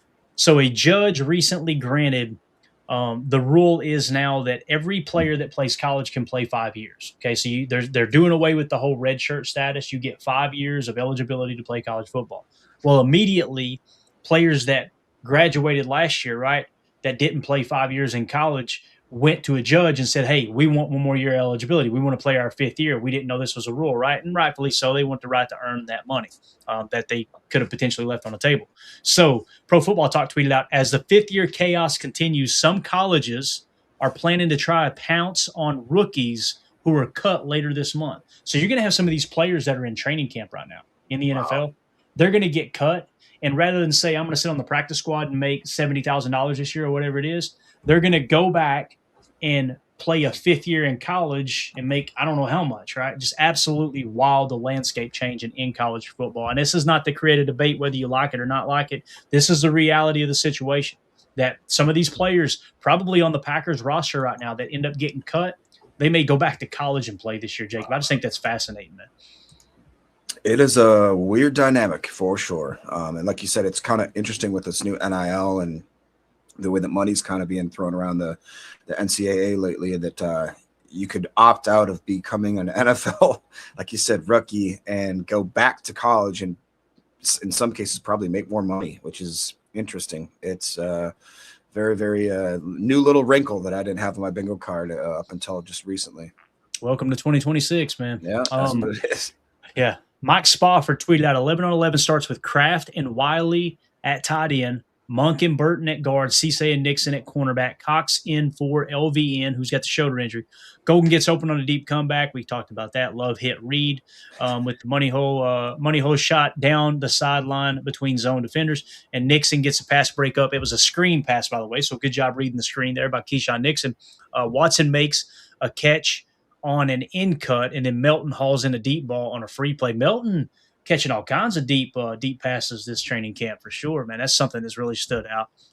Wes Hockowitz tweets out, offsides on defense, and Love goes deep to Melton, who turns to complete the catch near the sideline with Cisse covering. Safety also in the area. Love put it where his wide receiver could make the play. So it kind of feels like he and Love and Bo Melton are working on that deep ball a lot this offseason. Some of this a little bit redundant. I'll skip over it. Marcus Eversole just kind of confirming everything we've seen there. I'm briefly reading to make sure there's nothing we missed here. Here's a little bit more detail on that pass. Ryan Woods says, now Jordan Love hits Bo Melton on a free play down the left sideline for about 30 yards. Looked like rookie Brandon Cisse lost track of the ball in the air, and Melton made a great adjustment. So that's a negative mark there on Cisse, obviously. Sleeper Packers showing us a little clip here. Just J Love walking down the practice field. There will be so many touchdowns between these two this year. It says, obviously, a shot at him with Matthew Golden. It does kind of feel like, Jacob, that Matthew Golden is in Jordan Love's hip pocket this offseason, man. I think he's going to do what Romeo Doubs did, plus is what I'm thinking at the boundary X position. Yep. I agree. I think that a lot of people, again, are sleeping on Matthew Golden because they, quote unquote, he didn't get enough playing time last year. Well, it's hard to when you have 5 starting caliber wide receivers, possibly even 6. I mean, we just talked about, like, you got guys like Bo Melton that are just, one, he's one of the fastest guys on the team. 2, he knows the playbook. So it's tough to just get in there as a rookie. Anytime you're entering the league as a rookie, people just think that you're going to be Jamar Chase off the bat and you're going to have 1,600 yards receiving and all this kind of stuff. It's just, realistically, it's not how it works. It takes time to get acclimated. It takes time to learn the playbook. Matt LaFleur's offense is not something that a guy just gets to study over 2 days and then he knows the playbook in and out. And it's way more intricate than probably, I would argue, most, like 75% of the teams in this league. So take that with a grain of salt. And then the fact that, again, everybody knows, but now we don't have Wicks, we don't have Dobbs. It's going to be, you have a clear and concise 1, 2, 3, in my opinion, being Watson, Reed, and now Golden. And I just feel like that he is absolutely going to eat, kind of like what Steph is saying. Again, Golden's going to explode this year. I really feel it. I sincerely do as well. Yeah. Knock on wood that the kid stays healthy, and we're going to see ourselves get an absolute stud. I believe it to my core. Yeah. Mike Spofford tweets out, Tyrod Taylor hits Sturdivant on the cross versus St. Juice after the fumbled snap. Brenton Cox Jr. gets in there for a would-be sack for the twos. So Brenton Cox Jr. continuing to get after the quarterback here in the twos. And Sturdivant, of course, making a play out there as well. So you've got kind of in the wide receiver room, as we're tracking this thing in real time in terms of camp battles. To me, it does feel like right now, the way the wide receiver room is shaking out, all 6 of the top spots, if we break camp with the same number we did last year, Christian Watson, Jaden Reed, Matthew Golden, Savion Williams, Sky Moore, Bo Melton, those are locked in. Now the question becomes, who are going to be the practice squad receivers? And if one of those 6 get hurt and they have to start on PUP or miss a week or two, who's the first one to get called up? I think it's a 3-way battle between Isaiah Nayer, Will Shepherd, and J. Michael Sturdivant. I personally would give Isaiah Nayer the edge, but it sounds like J. Michael Sturdivant is the popular pick right now. So, and Will Shepherd is kind of that close in that close third place there, if you will. So, going to be really, really interesting to see how the wide receiver room shakes out. Sturdivant showing up early here today at practice for sure. So, go ahead, hit anything else you want to, Jacob. I'm going to comb through and hit refresh. Yeah, I mean, like you said, it's such a – I thought Isaiah Nayer did really well. I thought JMS did well as well. And Shepherd, it's – you kind of just understand that injuries are going to happen. I love the idea that we could sneak all 3 of those guys on the practice squad if one of them doesn't make the 53. But I don't know if that's going to work because it feels like, again, that in my opinion, Isaiah Nayer would be my 1 as far as the backups go. And then it'd be GMS, and then it'd be Shepherd. But that being said, they may like a guy for a certain type of skill set, maybe a certain size, whatever the case may be, whether or not they feel like that one of them can play at the X or the F or the, whatever the case may be there. But it's a great problem, in my opinion, to have that we have such a really well-rounded backup roster here. like Steph says again, she thinks JMS and Nair are both good. I just give Nair the edge there. Tony is talking about how Nair has the biggest presence on the field. That's kind of how I feel as well. It just feels like he is absolutely just kind of stud number one to me as far as those backups go. And I think that he just hasn't – I haven't seen him do anything that would make him – he just feels like he's consistent. And that's one of the toughest things for these young players is consistency. You know, we always talk about how the NFL is not – nobody in the NFL is a bad football player. It's just not a thing. But whether or not you can have the right situation, be consistent, and perform week in and week out, that's what's going to make the difference between whether you're a starter or you're a guy that's in the league for a few months and then you're done and never play again. I don't know what to think. Alan here was talking about. I have not heard much from Savion Williams, much more production than Nair and Sturdivant. I would have liked to have seen a little more from Savion in the preseason game, but at the same time, he again is a guy that just has so much potential. It's ridiculous.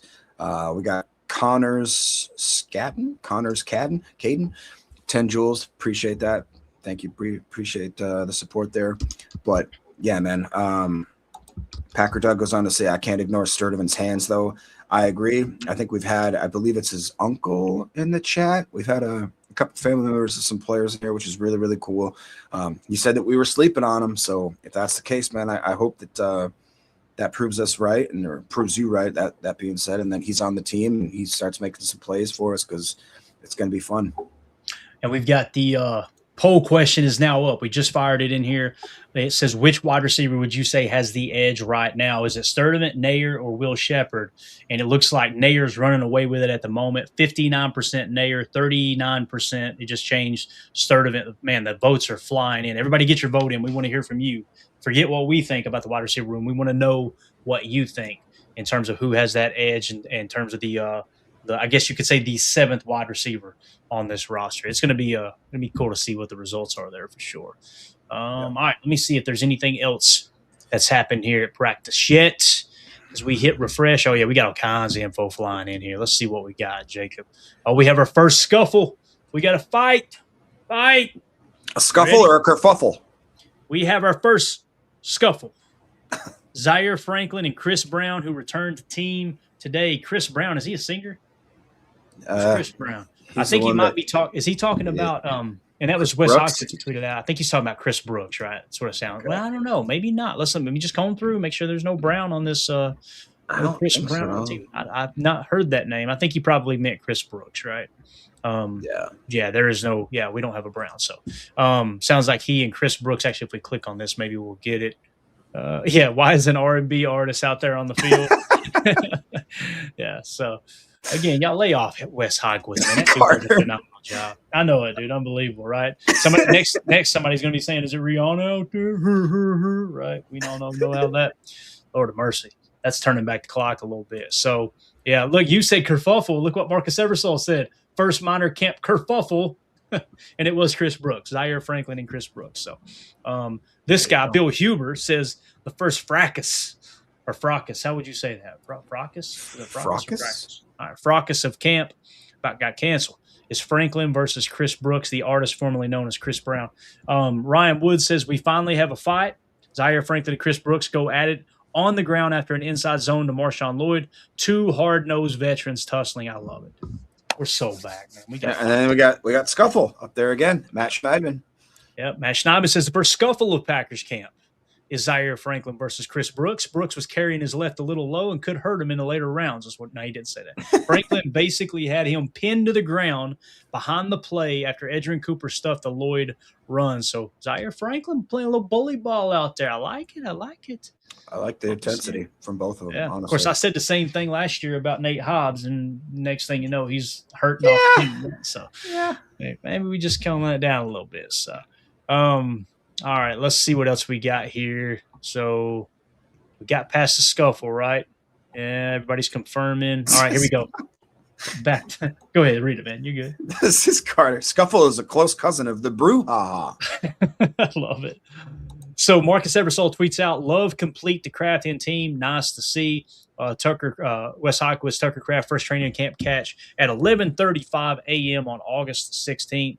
Everybody just confirming that catch. Comes against Cooper and Kraft strains for Yak.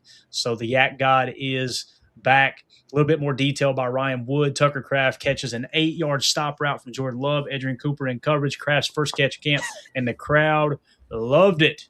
So Tucker Kraft already making his presence known, a little 8-yard catch. I think that's the 8-yard catch heard around the world there, Jake.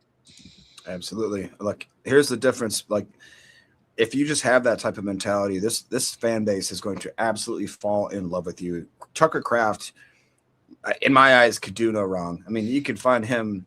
I don't even want to say the analogy I was going to make, but it would take so much for me to turn my back on a guy like Tucker Kraft, just because he handles the media well. He plays his butt off.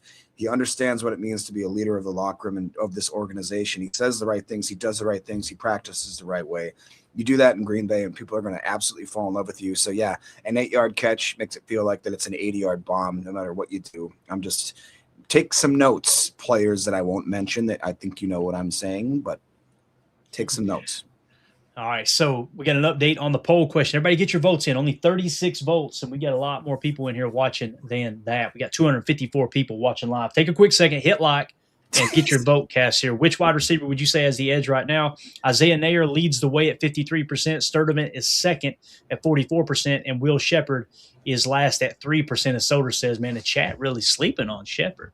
I agree with where they're at there, man. It's close to 50%. I feel like Sturdivant really closed that gap in that last game there in Pittsburgh. Not that Nair had a bad game, but Sturdivant did look pretty good. So we got some updates coming in. Marcus Eversole says Jordan Love goes deep down the right sideline to Golden, who beat Nixon, incomplete barely. Ref throws a flag and signals defensive pass interference. Jacob, are you surprised by that, sir? No, unfortunately. I don't think anybody's surprised that Keisean Nixon just got called for pass interference. Ryan Wood gives a little bit more detail. Matthew Golden gets behind Keisean Nixon on a go route. Jordan Love airs it out, and a DPI for about 40 yards called on Nixon as he tries to recover. So, yeah. And then, of course, Andy Herman had tweeted out, Kamal Hadden returns to team, gets put in with the ones in the nickel, and immediately has a nice pass breakup. He's fired up. And then Wes Hykowitz says Javon Bullard was fired up about it too. So there you see Kamal Hadden working in the slot. I like him in the slot. I think that's a sneaky good spot for him. So nice little deployment update there, if you will. All right, here we go. Mike Spofford. After the brief scuffle between Brooks and Franklin on a run play, Brinson got into the backfield. Hadden gets a pass breakup versus Moore. So that was against Sky Moore. And the D celebration is, well, a bit over the top. Kraft with his first 11-on-11 reception out of camp on a comeback versus Cooper. Golden gets a stop on Nixon. Love deep ball is underthrown. Nixon flag for DPIs. Golden slows up. And then Melton with a sliding catch on a slant versus Cisse. So it sounds like it's a very, very, very spirited practice over there so far, man. You love to see it. And that was a flag in the end zone, by the way. A 40-yard penalty, man. That's a tough one to stop. Dude, the chat, you guys are being way too funny on a Sunday morning. This is God's day, all right? Quit being Everybody be polite. Carter over here saying, drink every time you hear beat Nixon, but pass over your keys first. Unbelievable. You guys be I got too old for this in here, just making offense references over and over. I can't keep up with them. Right. Man. Joe Mama in the chat says Isaiah Nair being 6'4" is the X factor for me. If it's close, if you say, hey, they're neck and neck, there's no differentiation whatsoever between where they're, how they played. I'm with you. Go with the guy who's 6'4", no doubt, man. Play a little bully ball out there. So appreciate you, Joe Mama, for your comment there. What do you think about Alan's comment here that LaFleur maybe got on him a little bit for that preseason performance and said, hey, it's time to step the game up kind of thing? Because it feels like there's a new intensity. You know what I mean? I completely agree, man. Completely agree. That's what it feels like to me, is that LaFleur is kind of amping it up this week. He's kind of putting people on notice too, and I'm here for it, man. I am absolutely here for it, no doubt. Here's another update from Wes Hykowitz. Jalen Simpson keeps leverage inside down the sideline and picks off to Rod Taylor over the shoulder. So Jalen Simpson, once again, man, returning back to practice, playing good. Had a rough night the other night in Pittsburgh, right, Jacob? So, and that's the thing, man. Sometimes guys are just practice players too. I'm not trying to stamp Jalen Simpson with that. I'm not trying to label him with that. I had him penciled in as the last safety if indeed we do decide to carry 5. I've still got him penciled in because I do think he's head and shoulders above Mark Perry, Mervyn Kenyon, Trey Dean, and Trey Fluellen. But At the same time, I can understand if they only want to break camp with 4, those 4 being Xavier McKinney, Evan Williams, Javon Bullard, and Keisean Oladapo. So sounds like Sturdivant's actually 6'3". Now we've got what's an inch amongst friends here, Jacob? You know what I mean, man? Don't you do it. Don't No you comment. do it. No comment. Look at you growing and changing every day, man. I love it. All right. I think we're up to date on everything. Is there another position group that you want to kind of talk about, or has the chat got you completely derailed here? Yeah, it's pretty good. I keep going back to tight end group. That kind of just to me is I just want to figure out when we're getting Muskie back, if that's going to happen. If not, we need to find a tight end 3 for sure. Again, just feels like that the league is kind of molding more towards that 12 and 13 personnel. If God forbid Tuck's not ready, if something happens to Wiley, I don't know what we're doing. I think that if I had to guess, it'd be an interesting poll position to see if Dabney's your guy. I liked what I saw personally from him. I thought that he's coming along a little bit better than maybe like some of the younger boys. But Swinson, when I saw Swinson out there, I've kind of got in my mind that he's just this big, old school, prototypical inline tight end. He looked a little more shifty than I thought as well. He had a couple catches, I believe, if I'm not mistaken. It feels like that we need to address that position a little more, especially if anything, like I said, goes wrong with the first starting 2. That would worry me a little bit. Got it. Sleeper Packers posting a video here. Jordan Love to Tucker Kraft missed this so much. So obviously Jay Love and Tucker. And what's awesome is them just getting work all off season long, right? Like even with Tucker rehabbing, it does seem like he has been able to get some good work in with Jordan. Deadfish says Packers wide receivers got some good RAS scores. Nair 997.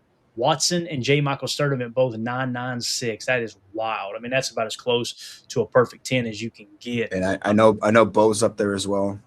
So yeah, good point. Yeah, absolutely, man.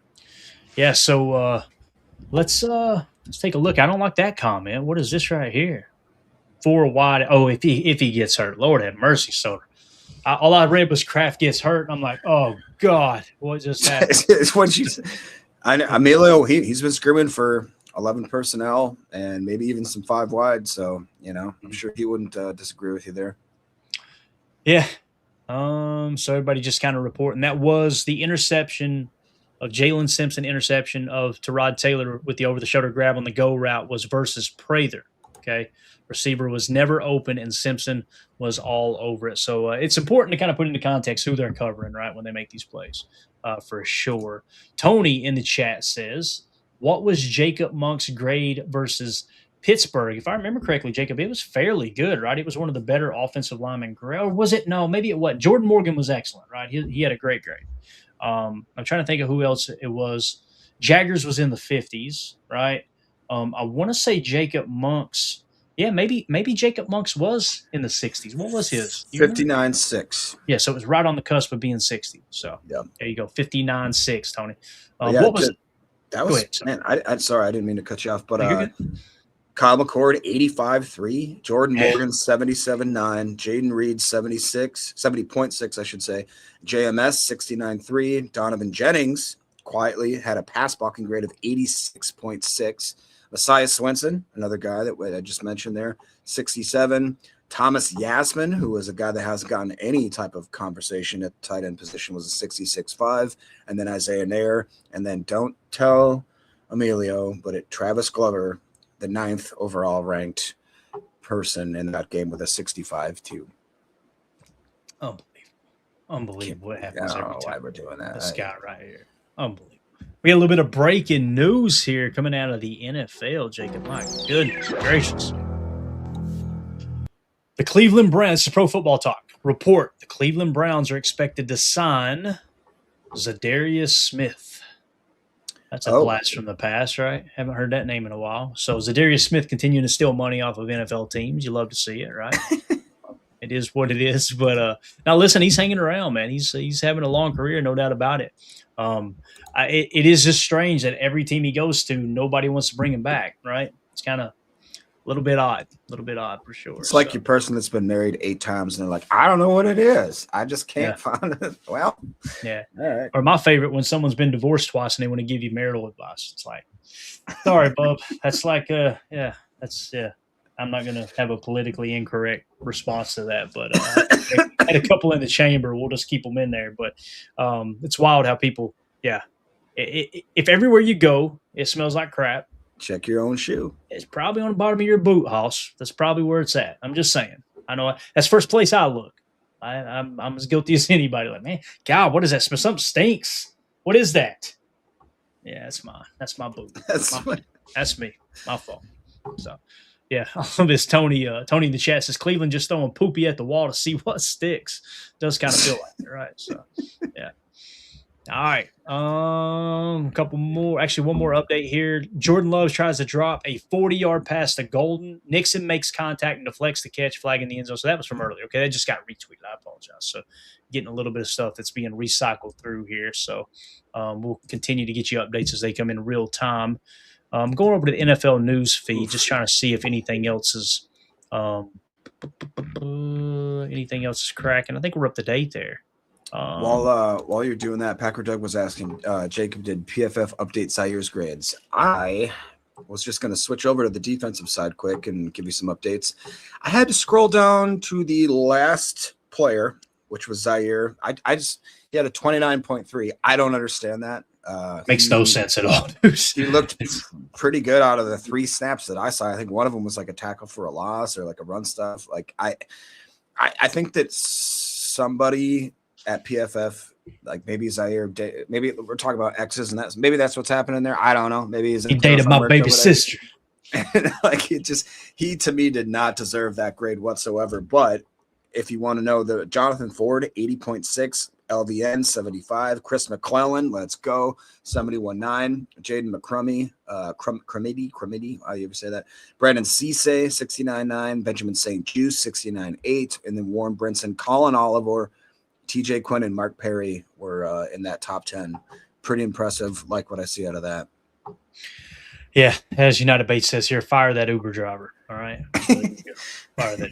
Yeah, it's really strange, man. They do kind of pick on a handful of players, and it's like you turn on the tape and you look at other people's grades and you kind of cross-check and you're like, yeah, that just seems a little sus to me, man. It does. And again, he played 3 plays. One play, he completely blows the running back up and into the quarterback, forcing a sack. And the other 2 plays, like what did he do? He just laid on the ground, didn't do anything. Like what?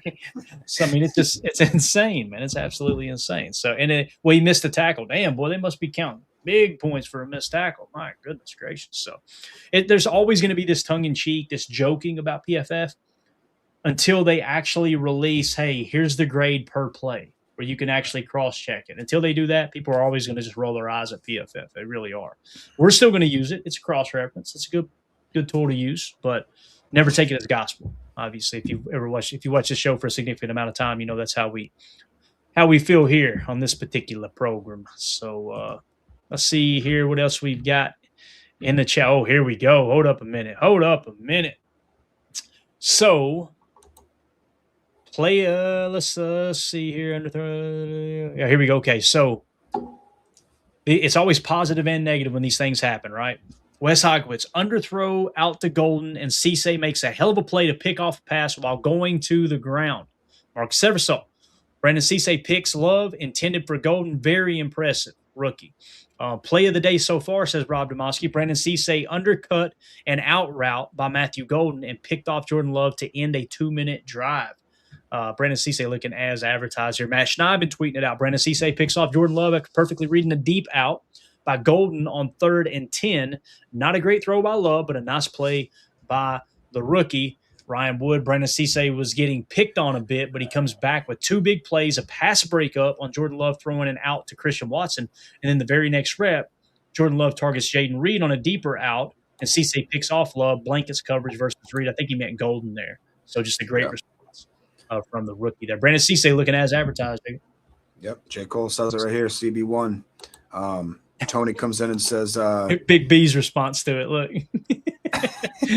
Super Bowl bound, baby. And that was in response to Brandon Cisse getting the interception. So anyway, go ahead, man. Sorry.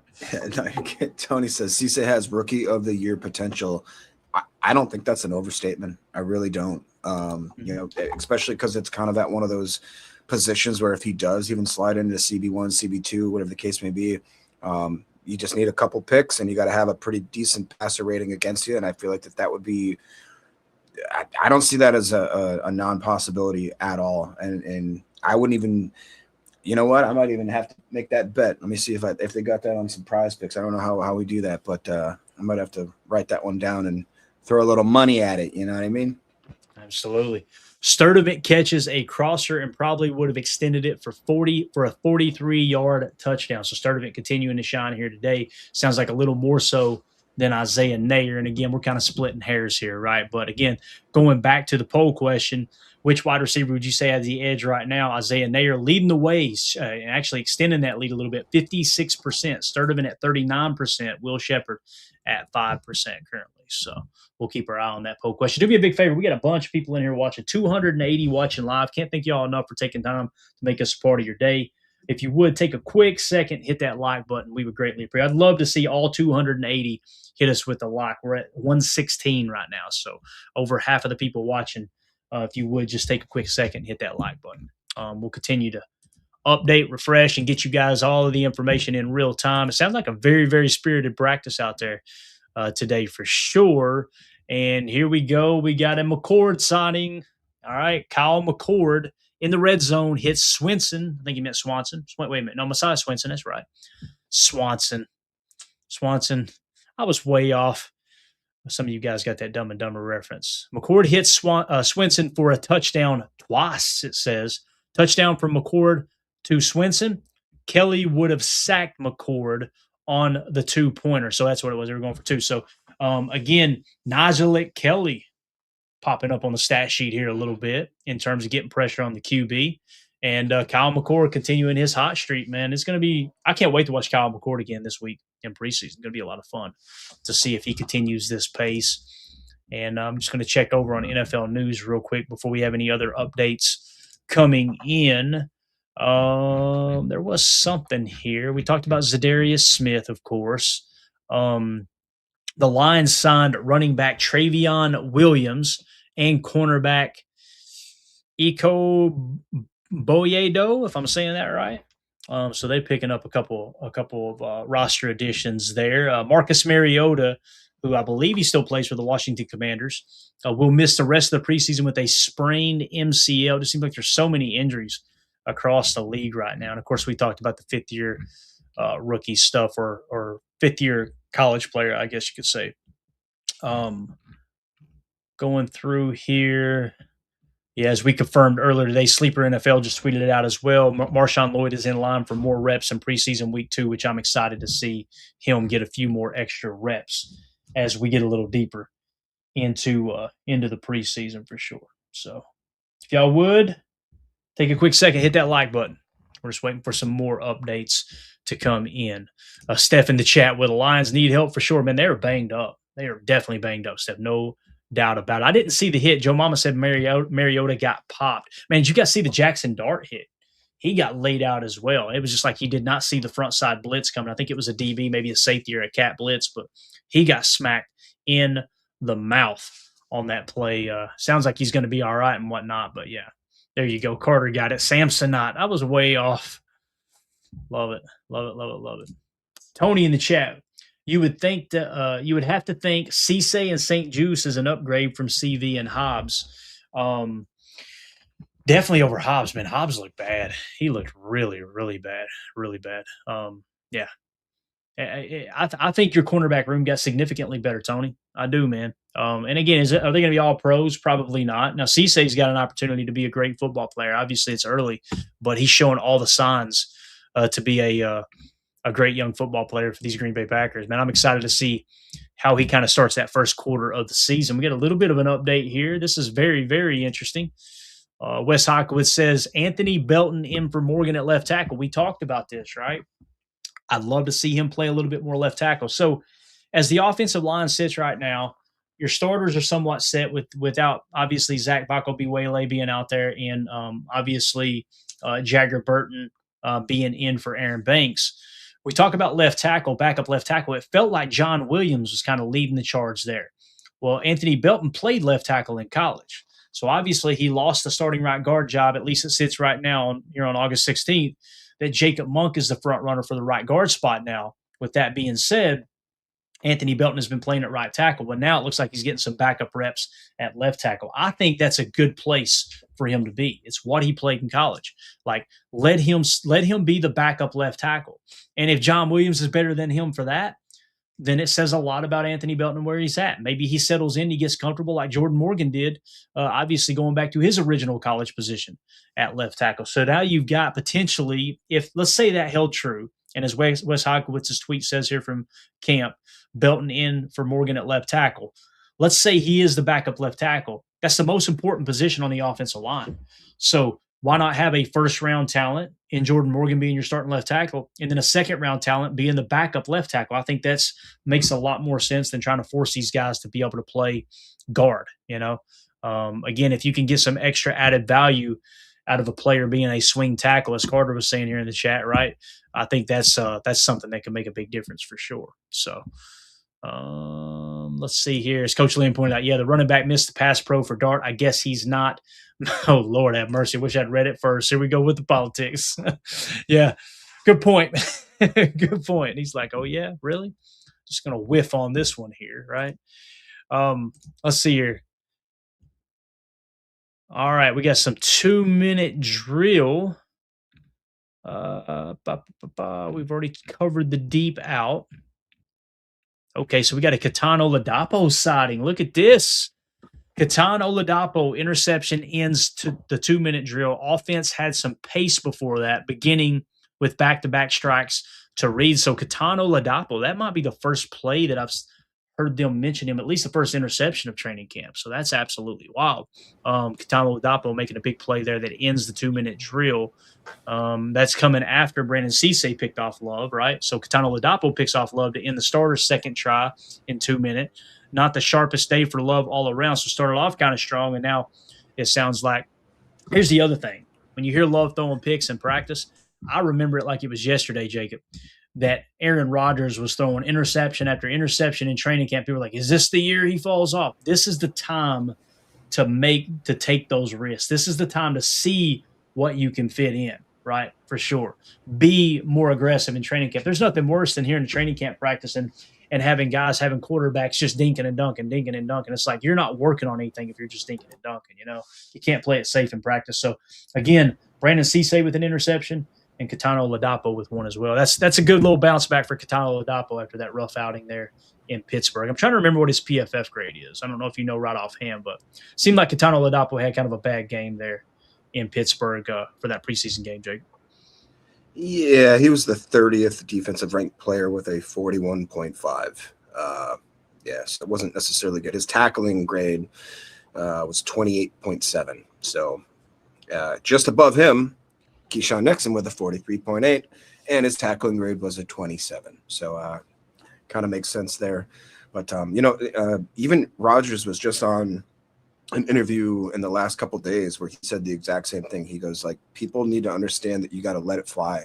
That's what preseason is for. That's what OTAs are for, is to, like you said, understand the limits of what you can and can't do and force some throws where, you not necessarily would do it in the season, but this is the time to kind of test that arm strength, test the rapport you have with the wide receivers.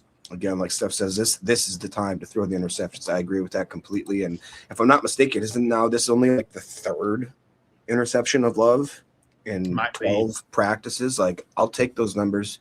You're not going to get away unscathed in the season. It'd be remarkable, if he can even keep up with like Rodgers when he, I think one year when he'd have 4 and 5 and 6, that kind of thing. It's just most of these guys are going to have double-digit interceptions. It's just the way the world works in the NFL. But no, I'm not too worried about that whatsoever. If anything, I'm more excited about the defensive guys kind of stepping up and taking advantage of the opportunity. Yeah, we got some breaking news here. In fact, practice me no likey this, Jan. So we seen Anthony Belton came in at left tackle, right? And it's like, okay, is he just getting some run over there with the twos? No, Morgan appears to have dropped out of practice. Jordan Morgan did. Belton at left tackle with the ones. 2-minute drill. 2-minute drive, gets inside the 30-yard line, but Oladapo has the interception off Love to win for the defense. Anthony Belton at left tackle, says Rob Demoski. That was Mike Spofford with the previous tweet. Rob Demoski says Anthony Belton at left tackle with the ones for the 2 minute. Jordan Morgan went inside. Okay, so he did go inside. That's worth mentioning. See if there's any other updates on that. We don't have anything else at the moment. Paul Brittle did tweet out, good day for Cisse. Tight coverage on Watson to help force an incompletion. Interception the next play. Jalen Simpson also continues to make plays on the ball. So Jalen Simpson continue to have a good day. But, man, yeah. It looks we got J.C. saying Morgan's fine. He's back out there. And then let's go. Bates said he's back outside with his helmet. So that's a great sign. Great sign. Yeah. So typically when they come back out, when they disappear, it's, oh boy, they just took them to get some testing done, right? They probably went to get an MRI or something like that. So that's great news. Appreciate the update in there, fellas. Thank you so much. Yeah, I think we're up to date here, man. I'm sure practice will be wrapping up soon, right? We're an hour 30 into this thing. So usually goes about an hour 20, but yeah, just one comment to clean up too. Like I said earlier when we were talking about how these guys are just so athletic at that wide receiver position. Bo Melton, Deadfish confirms, was a 9.24, so pretty impressive. Like, I mean, I don't know what my RAS would be, probably somewhere around the ones, but you know, that'd be fun. I feel like that we should all have to do a 40 time. Me, Emilio, Tim, Clayton, see who's got the best 40, see how many bench reps we can get. Throw together a little RAS for you. We'll put it on the screen. It wouldn't be probably good for either of us, but it probably would not. So check this out. This is well, actually, I can't put it on the screen. This is really interesting though. So this guy Peyton Hallis tweeted out, quote, LaFleur said that, I don't want to scare anybody. I'm not trying to get shock jock here. Okay. This is a tweet from yesterday, August 15th, yesterday. Okay. So there's nobody getting hurt here in Packers practice today, but check this out. This tweet read, quote, LaFleur says Love will miss a week with a sore ankle. And he said this is going to be a long and confusing season. It was actually Mike LaFleur commenting on Jeremiah Love. So Ian Rappaport tweeted out, how about this? M. LaFleur says J. Love will miss a week with a sore ankle. Better? I mean, is that not wild that you've literally got? I mean, it couldn't be any worse, right? Like, please, guys, for the love of God, use the first and last name when you're talking about the Cardinals and the Packers this year, because we will all be confused. That's hilarious, man, that it lines up that bad. Yeah, that's funny. I mean, not funny, but it was funny, like I'm a clown. What I amuse you? No, that actually, when you were reading that, kind of made my heart drop for a minute. I'm like, wait, what? And then, yeah. Oh, okay, I get it. Yeah, let's just Absolutely. Even just put the first initial in front there, just so we can kind of. Although I believe it doesn't help. Yeah, neither that actually helps. I need social security numbers moving forward is what I need. All right? I need something that shows no, that's not my QB1. All right. So yeah, here's Rob Demoski confirming what the guy said in the chat. Morgan is back outside with his helmet on. So obviously that is great news there. So I think we're all caught up. Yeah. So Ryan Wood quote tweeted the Ian Rappaport tweet and said, can confirm Jordan Love is still practicing today. So nobody worry about that. Right? Because, of course, Ian Rappaport's smart ass put that out 4 minutes ago while the Packers are practicing, right? How about M. LaFleur says J. Love will miss a week with a sore ankle? Lord of mercy. People's hearts dropping right now. I feel like he had to know what he was doing there. Oh, he did. You kidding me? Let's see what the engagement's up to, shall we? Oh, yeah, he's already up to 72,000 views, and that was 5 minutes ago. So that one's going to run. That one's got legs for sure. Oh, yeah. But the Cardinals and Packers right now.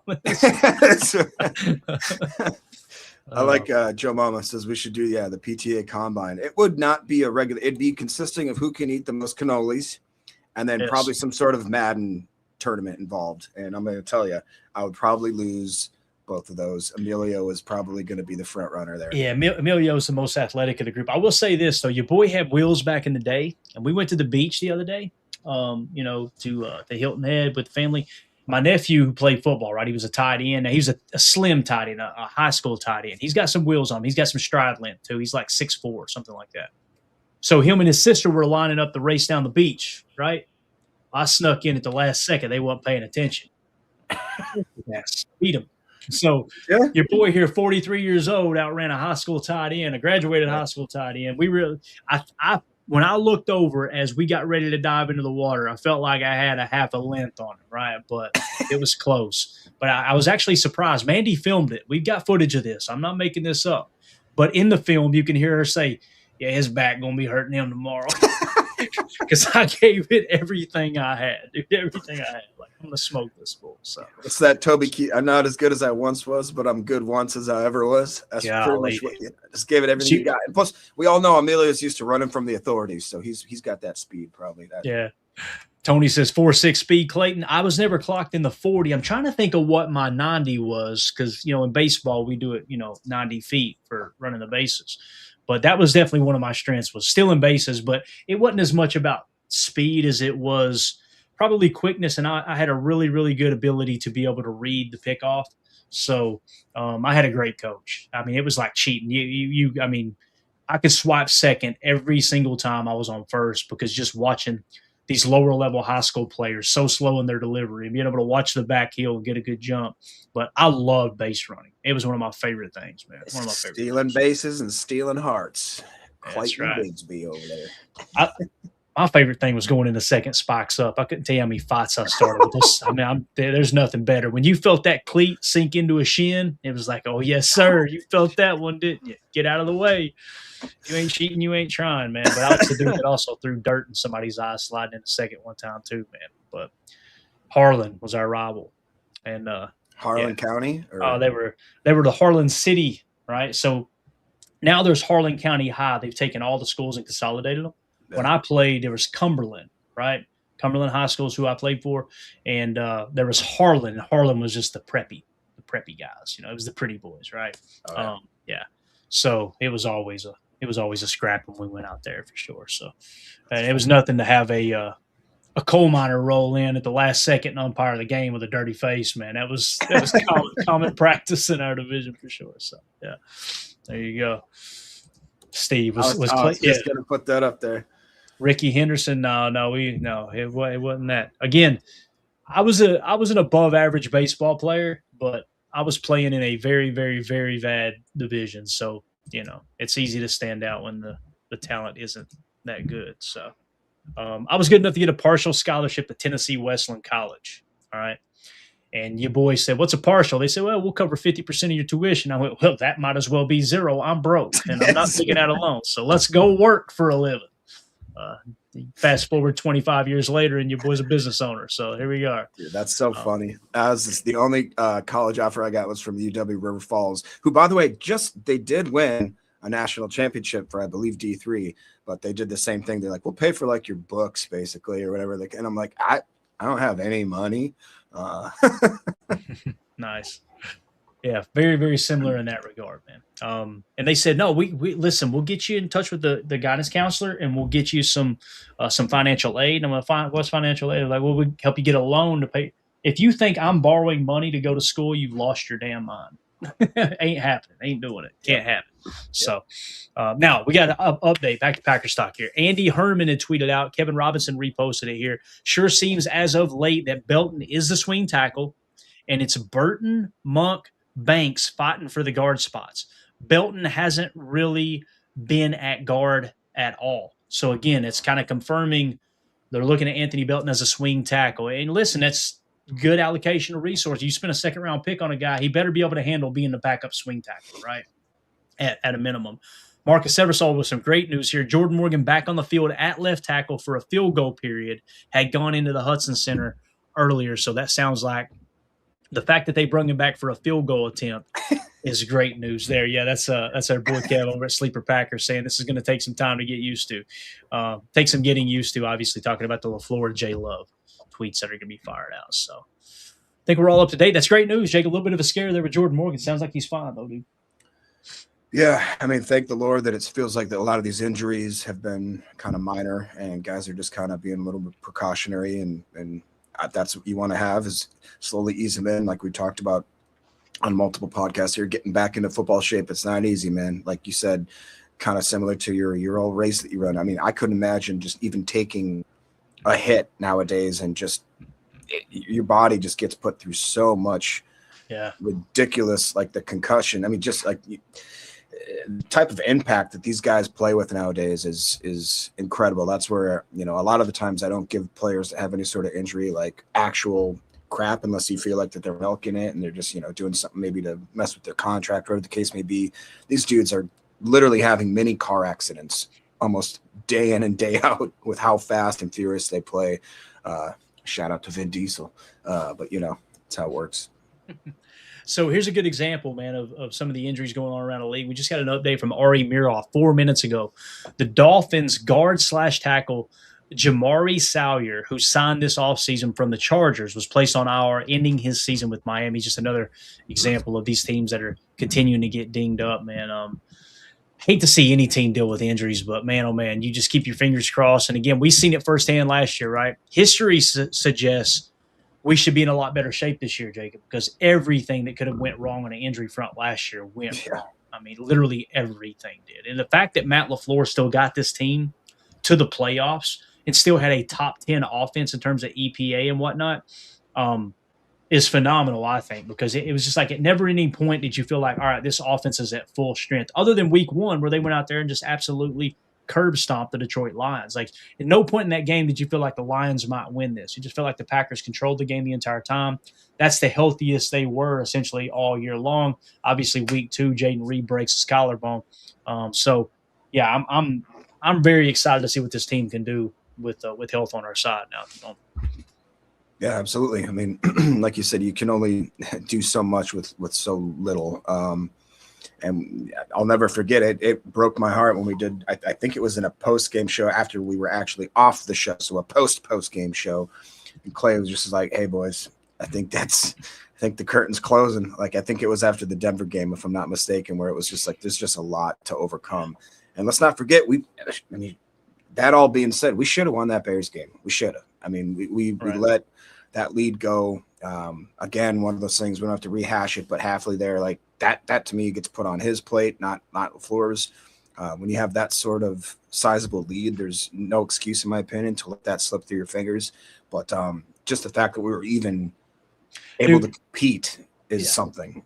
Being up with that big lead in the first half against the Bears, I was just like, we are playing with the house's money. I remember thinking that in the first half, like if they continue at the pace they are and they beat the Bears in this game, that not enough people were going to talk about it. But this is one hell of a feat by Matt LaFleur. The fact that he went out there and scored over 20 points in the first half and had his team in a position to win a playoff game with over 60% of the salary cap on IR, I was just like, this dude does not get enough credit for how good of a coach he is. Then, of course, you come out in the second half, and I do knock LaFleur for that second half, and I've said it over and over and over again. He was too aggressive in the second half. 11 passes to 4 runs. Like, you should have pressed into the run. Now, portion of the fan base, I feel like the majority of the fan base would say he's too soft and he wasn't aggressive enough. But again, like you said, man, it was way more on the defense than it was anything that Matt LaFleur did in that game. And here's what's crazy is, and Jason Wilde's done a phenomenal job reporting this, that it doesn't get talked about enough. The game against the Bears that we lost in the regular season, which basically determined whether we were going to host a playoff game or not. That's essentially what that comes down to, because if you beat the Bears in that game, then you play your starters against Minnesota, you win that game, you win the North, and you're hosting that game, that playoff game, right? You know how we lost that game? People forget this. We lost that game because Romeo Doubs does not field that onside kick. That's why we lost that game. Right. Is that on LaFleur? No, it's not. I'm sorry. You're not going to convince me of that. And I think Cam Achord is going to do a phenomenal job. I think he's going to end up being a significant upgrade over Rich Bisaccia. And again, yes, Matt LaFleur hired Rich Bisaccia, but at the time there was nobody. I mean, nobody. You won't find one person, not one person, that had a tweet dated back to that time when we hired Rich Bisaccia said, oh, this is a horrible, horrible hire. Everybody, they were talking about how he should be the head coach for the Raiders. Yeah. Like that was the talking point around that, right? So, again, I think it's a combination of a multitude of things. But we got some updates coming in, and this is important right here. You ready for this? Jacob, we have Trey Smack kicks. You guessed it. Mike Spofford says Trey Smack goes 4 for 4 from 28, 33, 38, and then 43. Trey Smack, 100% field goal percentage on the day. Ryan Woods said, winds pick up at Ray Nitschke Field in time for Trey Smack's field goal work today. He handles it fine, making all four from 28 on the left hash. He hits the extra point, 38 from the right hash, and then 43 from the left hash. The rookie is finding his groove. Now, I'm just going to go ahead and say this, and Wes Hawkins did say Jordan Morgan is back, so that's just confirmation there. So, here's the question for you, Jacob, and everybody in the chat. What if Matt Orzik – I just looked down and seen this. I'm sorry. Tony Holman says Morgan had to go poopy. So, I ain't going to BS y'all. It's the first thing I thought of when he came back onto the field. You got to go, man. It happens. All right? I know we're funny with it. But anyway, what if Matt Orzik comes back? And I see you howling with the super chat. I'll get to it in a second, buddy. Thank you so much for the support, pal. What if Matt Orzik comes back and all of a sudden Trey Smack goes back to struggling? What do you do? Do you acknowledge and go, oh, crap, maybe it's a long snapper issue? I feel like they would know whether it is or isn't, but that's just something to kind of monitor, right? Or am I looking too deep into that, you think? I don't know, man. It's an interesting dynamic there. I mean, I know for a fact that, as I actually did long snap in high school, but I feel like that it's more on the holder.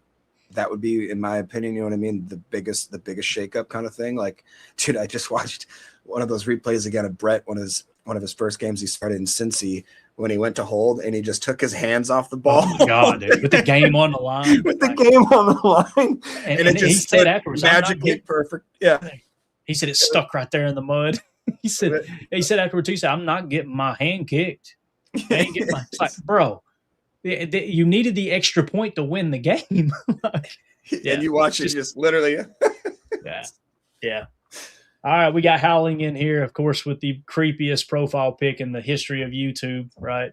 I'm going to try to describe it to everybody, all right, that's listening on the podcast. It looks like some kind of anime character with a Bane mask from Spider-Man, and he's hugged up to what appears to be a blow-up doll. I pause for dramatic effect. But anyway, thank you for the super chat, sir. I'm assuming, sir. Clayton couldn't listen live yesterday, but per your Aaron Banks segment, do you think Goot and LaFleur really covered the player because he came out of Shanahan's system? It played a big role, Howling. I think you're spot on with that. I did not mention that in the video. I'm glad you brought it up here, man. Because okay, here's a guy that you don't have to worry about teaching him a new scheme. He's going to understand exactly what – now, the scheme isn't completely the same, but the terminology is very, very similar, right? So you could just hit the ground running. Here's a plug-and-play left guard. I think more so if we take Goot's word for it, Goody was very open and honest. Like, after that Philly game, we got to get bigger. We got to get more physical in the trenches. So that's what he went and got a bigger, more physical left guard. And then they were looking to put their physical left guard in Elton Jenkins to start at center. So theoretically speaking, you go, okay, you take into consideration those two things, and then you go draft Anthony Belton in the second round, a big physical player. All right, now we're ready to be physical up front. The problem is the Packers running game took a huge step backwards as you pressed a little more into duo with these bigger body. When you go to bigger body guys, if you have a big body guy, if you have a massive human being, if you have a 6'5", 6'6", 320-pound offensive lineman that has great technique, that equals Hall of Famer. So if you draft a big physical guy because they're a big physical guy and they're not considered a Hall of Fame caliber player, what's that suggest? The technique's bad. Why not stay keyed in on the technique, right? So that's kind of how I see it. Now, I'm an idiot. I don't know anything about offensive line play. But that's just on the outside as a fan looking in. I think that's where they made the mistake. That's just me personally. But I think you make a great point, Howling, that that helped be a big deciding factor there, Jacob, that, hey, this is a Shanahan guy. Let's bring him in. We'll plug and play him day one. And you know what? It may have been a good move, but we just haven't been able to see him consistently healthy and getting a good healthy run during training camp. You know what I mean? No, I agree. Steph goes on to say sizes and everything. Thank you. Jacob's been saying that for beating that drum for a long time now. No, it reminds me kind of the Josh Myers situation. A center 6'5", like you said, over 300 pounds, but just that was it. And basically, and as far as I'm concerned, his game was that he was a giant dude that, just didn't really have the footwork, the capabilities to really be a successful center. Now, I thought he played decent at certain points, but I'll never forget Aaron Rodgers having to politely ask him to please snap the ball, Josh. That's exactly what he said. That's what he said. Mr. Myers, if you don't mind, could you please snap the ball? I'd like the ball now, please.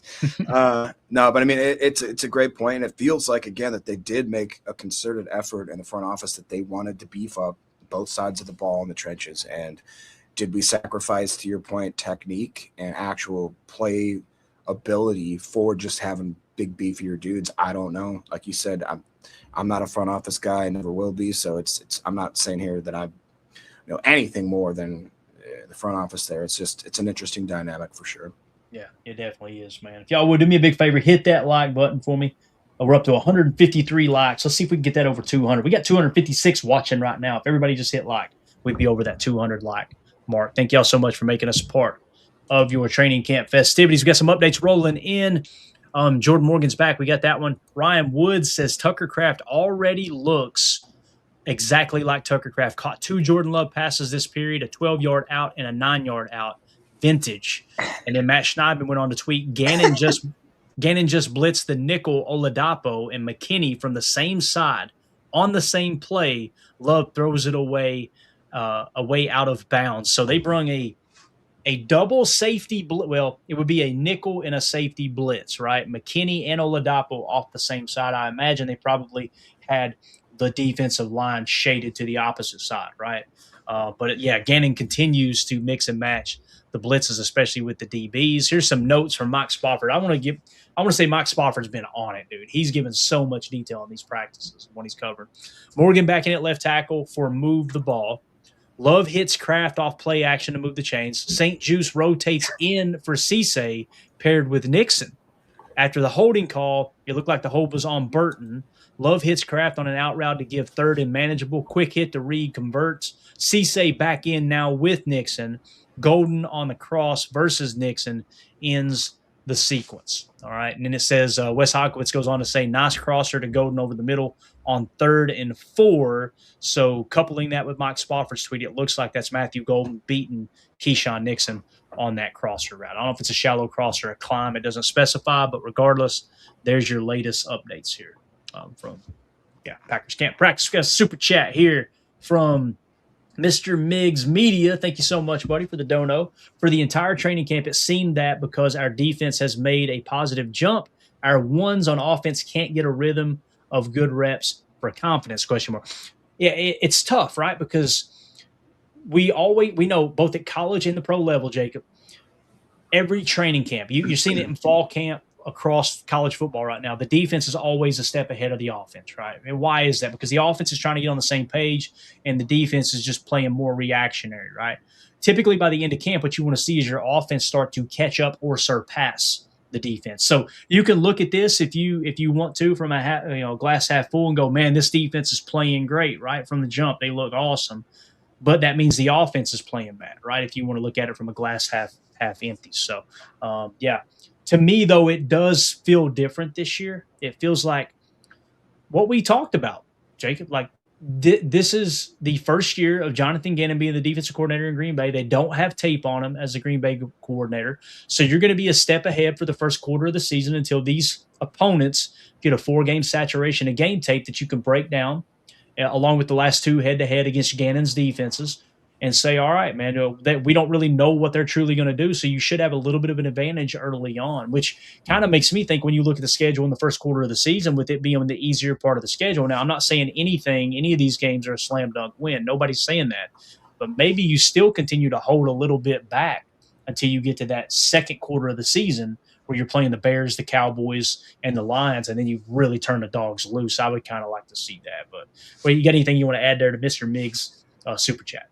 Yeah, no, I completely agree. And if anything, I kind of like this dynamic because to me, I want the defense to come out, spitting nails and eating concrete, just being absolute studs. I want our offense then. That means they're going against hard competition. You know what I mean? So that means they're going to have to keep working and working and working. Jordan's going to have to hone his game. The wide receivers, the offensive line to that point is going to have to understand how to overcome adversity if we are getting the maximum amount of competition going into the season. To your point, that first 4 weeks of the season, that stretch there is going to be, in my opinion, if we can go out and even be 3-1, let alone maybe 4-0, that kind of thing, it's going to build so much confidence. You're going to be in football shape after that. You kind of take the initial licks and bruises and that sort of thing. And I would prefer that the defense is above the offense. If the offense was just smoking the defense right now, with Gannon being a new guy, with some of the injuries that we're dealing with there on the defensive side, I'd be a little more worried. And so I think right now it's the perfect dynamic. I think they're playing their butts off. If we just get a couple other players to kind of pull their heads out of their you-know-whats, I think that it's going to be a very, very interesting season that we could possibly, I don't think the realm of 10 to 13, 14 wins is not realistic. I think that it's very realistic. Yeah, definitely. Appreciate you, Mr. Miggs. You the man. We also got a super chat here from Rob. Just a little dono. Great Sunday show. Thank you so much, Rob. Appreciate you hanging out with us, man. Thank you for the kind donation there. Appreciate everybody who's made it in here to hang out with us for training camp practices. Practice rolls on. Sounds like Baron Sorrell may have just gotten a sack, if I've seen that correctly. I think I've seen somebody tweet out. It might have been Andy Herman. Someone had tweeted out, though, that Baron Sorrell got a sack. We'll wait for these other updates to roll in here. And I wanted to hit this. I started this real quick, Jacob. I started to do a show on it yesterday, and I'm like, you know what, man, I know it's just going to bring out the Gary haters, but Chad Inc. said it was interesting to hear what Gary had to say about him getting traded. Did y'all see that podcast? It was on the Rich Eisen podcast. And, and Jim basically hit the nail on the head. Jim here says, at Chad Inc. saw him on the Eisen pod, said good things about Green Bay, rooting for the guy. He basically had nothing but great things to say about Matt LaFleur. And it basically came down to he and the organization didn't see eye to eye on his future with the team. What's that tell you? Exactly what we said. You get to the portion of his career where you're starting to see the production start to taper off a little bit, and the guaranteed money's gone. The next step is time for a pay cut, right? The guaranteed money's gone. We can cut bait and free up a bunch of cap space. He probably went to him and said, hey, how much of a pay cut are you willing to take? And he probably said, none. And they said, all right, cool. Well, we'll start shopping you around. They found a suitor in Dallas Cowboys, and he's probably making more money and having a little bit better opportunity. I think they wanted to push LB into the starting lineup as well. So Gary's one of my all-time favorite Packers. I think I'm the only Packer podcaster to say that, because it's very popular to just rag on Gary as if he was a bad football player. If he's a bad football player, then the Packers defense was horrible the whole time he was here, because he always led in sacks. He always led in pressures. He always led in run stops at the edge position. If he was so bad, everyone else must have been horrible. Those two things can't be true. I'm sorry. So, again, I think Rashawn Gary, people would try to clip it. They'll try to find one play here or one play there. I won't say the name of the show, but a former NFL player literally found one clip of a tight end blocking Gary where he's playing a touch spy and pretended like he couldn't beat the tight end on the pass rush. It's like I watch him bull rush and straight arm 320-pound tackles right back into the quarterback on a weekly basis. And y'all don't talk about that because pressures aren't a sack. But then you turn around and you'll show him literally playing hand checking and playing touch spy with a tight end as if he's trying to get around the tight end. It's just – I cannot stand dishonest people that make emotional responses and then try to double down on it by and then they cherry pick clips, like you said, and just him jogging over and not hustling to the sideline on a play where a defender was in front of. What was he supposed to do? Run over that defender and push him out of the way and make the tackle? Like the guy was closing in on the sideline and there was a defender already in front of him. It's just Keisean, fair game. When somebody jumps out of the way of a tackle at the goal line, if that had been Gary, I'd have been the first one going, get his ass off my football team. You never seen that with Rashawn Gary. You didn't, man. I think he was a good Packer. So I'm glad you brought it up, Chad. Anything you want to add to that, Jacob? No, I personally, I'll never throw any shade at Gary whatsoever. My middle name's Gary. My grandfather's name's Gary. So that was kind of cool. Him wearing the 52. I couldn't pick anybody else to take over Clay's number and kind of use that number well. It was really cool. I'm just excited because it feels like that we got the Green Bay Raiders, We got the Green Bay Cowboys. We got the Green Bay Dolphins. We got the Green Bay Steelers. So, and then we obviously have the Green Bay Packers. I'm excited to watch a lot of these guys go to different teams. And as long as they don't perform against us, I still want to see them have successful ends of their careers. And like Tool for this said, obviously Michael Scott's middle name is Gary as well. So that's what's more important here. So. Lord mercy, we got some breaking news. Let's get some drama over at practice now. You ready for this, Jacob? I'm going to hit you with about 6 different drops. You ready? It's breaking. Hurt me, Brett. That's terrible. Here's the guy. What the hell's going on out here? What do you do? All right, you ready for this? I don't know. Matt LaFleur, this is Matt Schneiden. Matt LaFleur just tore into Barron Sorrell and booted him from a drill after he bull rushed Anthony Belton into Jordan Love and knocked the QB down. Rob Demovsky, let's see if the story changes in here. I love hearing different perspectives, right? By the time we get to the final tweet, it'll be that he suplexed Jordan Love. There have been a few defenders close to the quarterback today, so Barron Sorrell just getting the brunt of the penalty here, obviously. And now Barron Sorrell got sent to the sideline after bull rushing Anthony Belton into Jordan Love. People are going to be mad at Barron Sorrell over that. They're also going to call Matt LaFleur soft. Neither of those things are true, in my opinion. What I'm worried about is this part right here I'm going to highlight for you. After bull rushing Anthony Belton into Jordan Love, if he doesn't get bull rushed into Jordan Love, if he wins his rep, that whole thing doesn't happen. But again, there's going to be varying opinions on this, I'm sure, Jacob. The way I see this, man, you cannot put your quarterback at risk like that. You just can't. And I want Barron Sorrell to play hard. Don't get me wrong. I want him to finish every rep as hard as he can. But you just can't do it. Can't have it. If you come out of that and Jordan Love's got a knee injury, boy, oh boy, that's about the worst thing that could freaking happen. Wes Hawkwitz says John Williams now getting first reps at left tackle with Belton flipping to right tackle. 12-yard touchdown pass to Kraft on a slant leads to a massive 85 spike and celebrating with every skill position player. So we got a touchdown pass to Tucker Kraft on a slant with John Williams in at left tackle. Now, Bill Huber confirming that as well. Everybody fired up. Looks like a jumping starfish celebration with a couple of guys, says Matt Schneidman. Took 1 day for Tucker Kraft to find the end zone, says Ryan Wood. One on a slant and caught a 12-yard pass from Jordan Love for a touchdown, spiked the football, just as you would expect. Now we got Mike Spofford saying Anthony Belton back at left tackle. Sorrell bull rushes him into Love, knocking him down, and the head coach displeased with the contact on the quarterback, as we were talking about. Been a lot of close calls in that regard. Love darts one across, crossing Kraft at the goal line for a touchdown and an emphatic spike. Love with another short diving catch. Kraft with another short diving catch. And he taunts Franklin a bit by showing him the ball. You could say there's some intensity to the proceedings today. I love how Mike Spofford says that like a professor. You could say there's some intensity to the proceedings today. We would say that if we were over there drinking a daddy soda. These boys playing pissed off, Jacob. I love it, man. Oh, yeah. Sounds like that they got some fire underneath them. I sincerely believe that might have been a conversation after that preseason game where whether it be LaFleur or Gannon, whoever the case is, just said these guys, hey, turn the intensity up. That's what we're seeing, obviously, out of Sorrell there. You know, I go, obviously, you never want to see your quarterback wearing the red jersey get any sort of contact kerfuffle, if you will.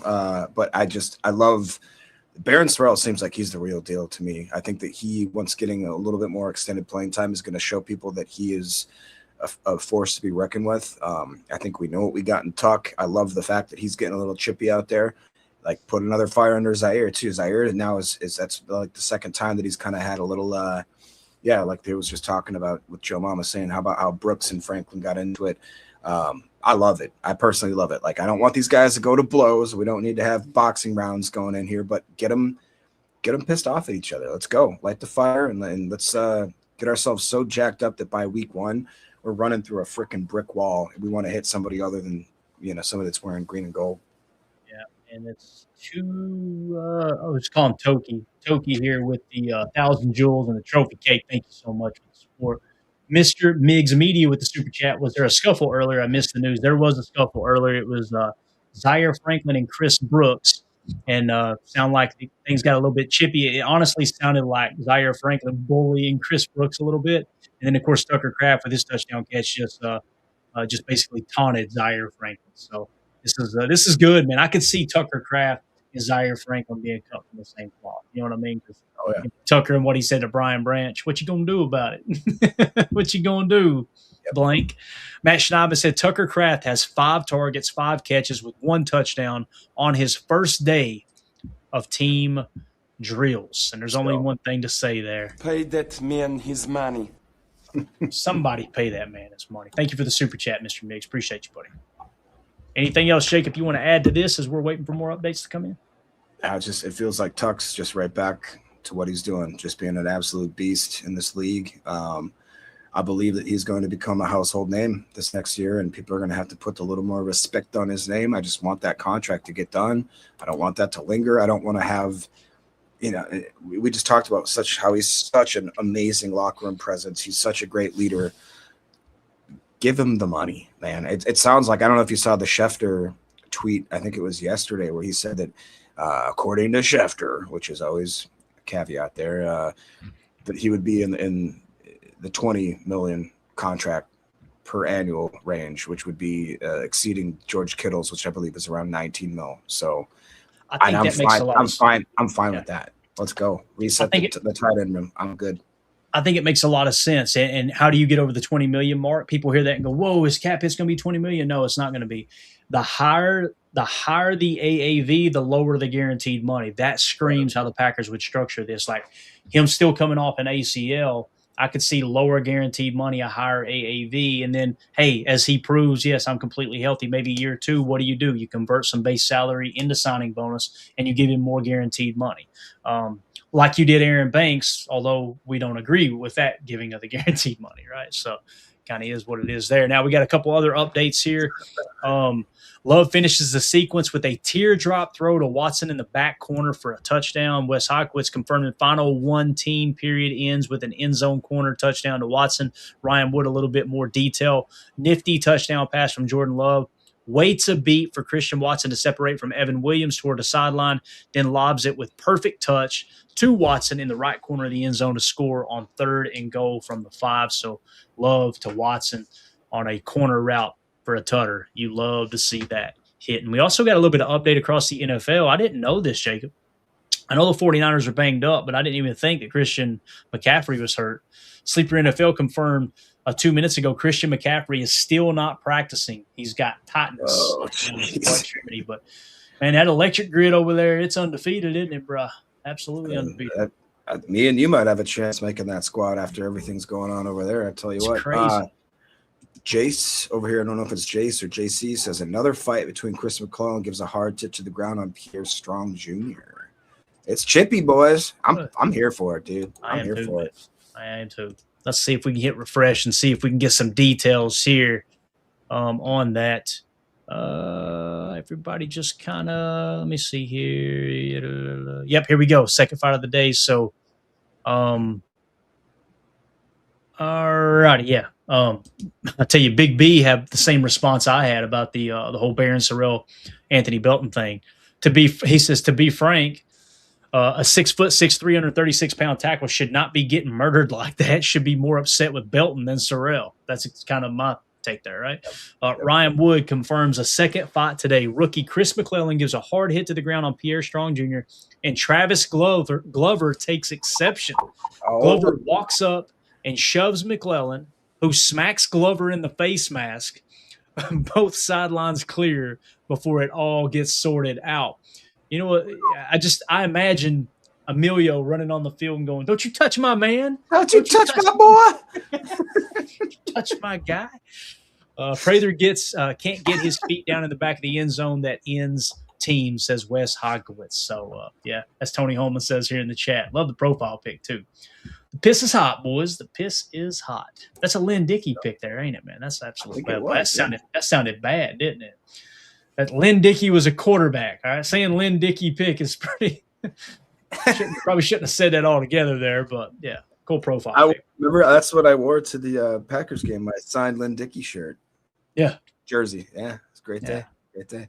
That's how you know spilled Jacob mustard was in on the it, sauce. He shows up with an autographed Packer Hall of Famer, right? He is a Packer Hall of Famer, right? Yeah. and I spilled mustard on it, and it's still stained to this day. So it was great. I know what you didn't. You didn't spit a drop of that beer that you went and got. I promise you. No. I got that priority checked off, man. You know. Absolutely. All right. I think practice is probably about this has got to be the longest practice of the year, right? Yeah, here it is. It just wrapped up. Rob Demoski. Practice number 12 goes 2 hours and 10 minutes. Only the second practice to go over 2 hours. A couple of scuffles and the return of Tucker Kraft highlight of the day. So there you go. There is your Green Bay Packers training camp, day 19, practice number 12 in the books. Got a super chat here from Rob V. How has Colin Oliver looked? Haven't heard much today. I didn't hear a peep out of Colin Oliver. Did you, Jacob? I haven't heard nothing about Colin Oliver today. But I will say that I liked what I saw in Pittsburgh. I mean, he didn't seem like he was undersized. Like, that was kind of my biggest worry, is that maybe he just can't hang with the NFL big boys. I liked what I saw. Even it looked like he could set an edge. He did seem a little wily. I think he had a couple pressures, if I'm not mistaken. So I've been pretty pleasantly surprised, especially with the fact that he hasn't been on the field lately practicing as much. So again, just getting back into football shape, getting acclimated to the NFL speed. At this point, I would say that I'm very happy with where his progression is. Yeah, today specifically, Rob, I don't remember hearing anything, but I'm with Jacob. Now, he got a low PFF grade in the Pittsburgh game, if I remember correct. Maybe he didn't. Jacob, double confirm that for me. He actually was the 8th best, so he had a 69.5. And when you looked at the tape, what I was going to say is I disagreed with the PFF grade, but it sounds like we actually agreed with it. When you look at the tape, man, he looked physical. That one rep where he beats the tackle on the inside shoulder, smacks the running back in the mouth, knocks the tackle down on the second touch, and goes and gets pressure on the QB. I'm telling you, man, it looked like people were going to rag on me, and that's okay. It looked like a rep that Micah would have, where he just tears through two blockers, and they're like, "What the hell was that?" You know, I'm not surprised. I'm pleased with where Colin Oliver is as well. So hopefully that answered your question, Rob B. Today, though, haven't heard anything. And that doesn't necessarily mean a bad thing, right? But all right. So that's it, man. We got practice wrapped up. So, Jacob, anything else you want to hit before we get out of here, man? We've been live now for 2 hours and 15 minutes. If y'all would do me a big favor, hit that like button real quick before everybody leaves. I know y'all got stuff to get to. But we got 266 watching, only 179 likes. Hit that like button before you head out. We appreciate it. Go ahead, Jacob. Any parting thoughts? Yeah, and just when he says 266, that's just on YouTube. If you guys are watching on X, if you want to get maybe a little more interaction with the chat and everything, come over to the YouTubes. We even have it on Rumble if you'd like. But, yeah, we get a little more interaction, and you'll get to kind of see more of the vibe that we put out there. One little thing here, since you're a baseball game or a baseball guy, you're dumb, says famed ex-Yankees pitcher Tommy John, unfortunately dead at 83. Yeah, I'm not going to sit here and pretend like I know, how Tommy John played in his career and whatnot. I'm pretty sure that was the pitcher that was attached to Tommy John surgery that was created in his name.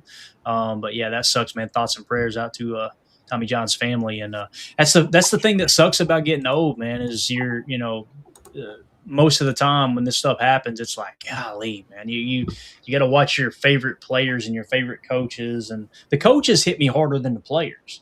Like when I hear of a great all-time coach passing away, like, Marty Schottenheimer passing away, that one hit me kind of hard because, people that played for Marty, they loved that guy. 90% of his players, they absolutely adored him. And he had a lot of ties to Mike McCarthy and helping him kind of get going in coaching and whatnot. So the coaches, when John Madden passed away, man, it ripped me up. Dude, I'm like, that one hit me pretty hard. That dude got me through some tough times as a kid. Yep. Listening to him and Pat Summerall call games. And then, of course, his voice in the video games and whatnot. That's a good way to kind of disconnect with what's going on in life and growing up and whatnot. But, yeah, it just sucks, man. As you get older,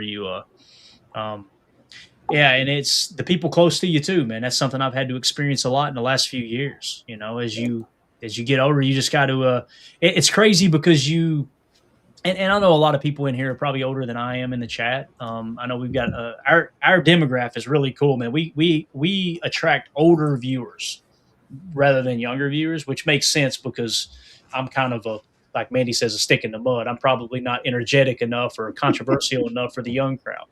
But you kind of reach this point where it's like you lose someone and you're sad, and it rips you open. My brother just destroyed me, man, when he passed away.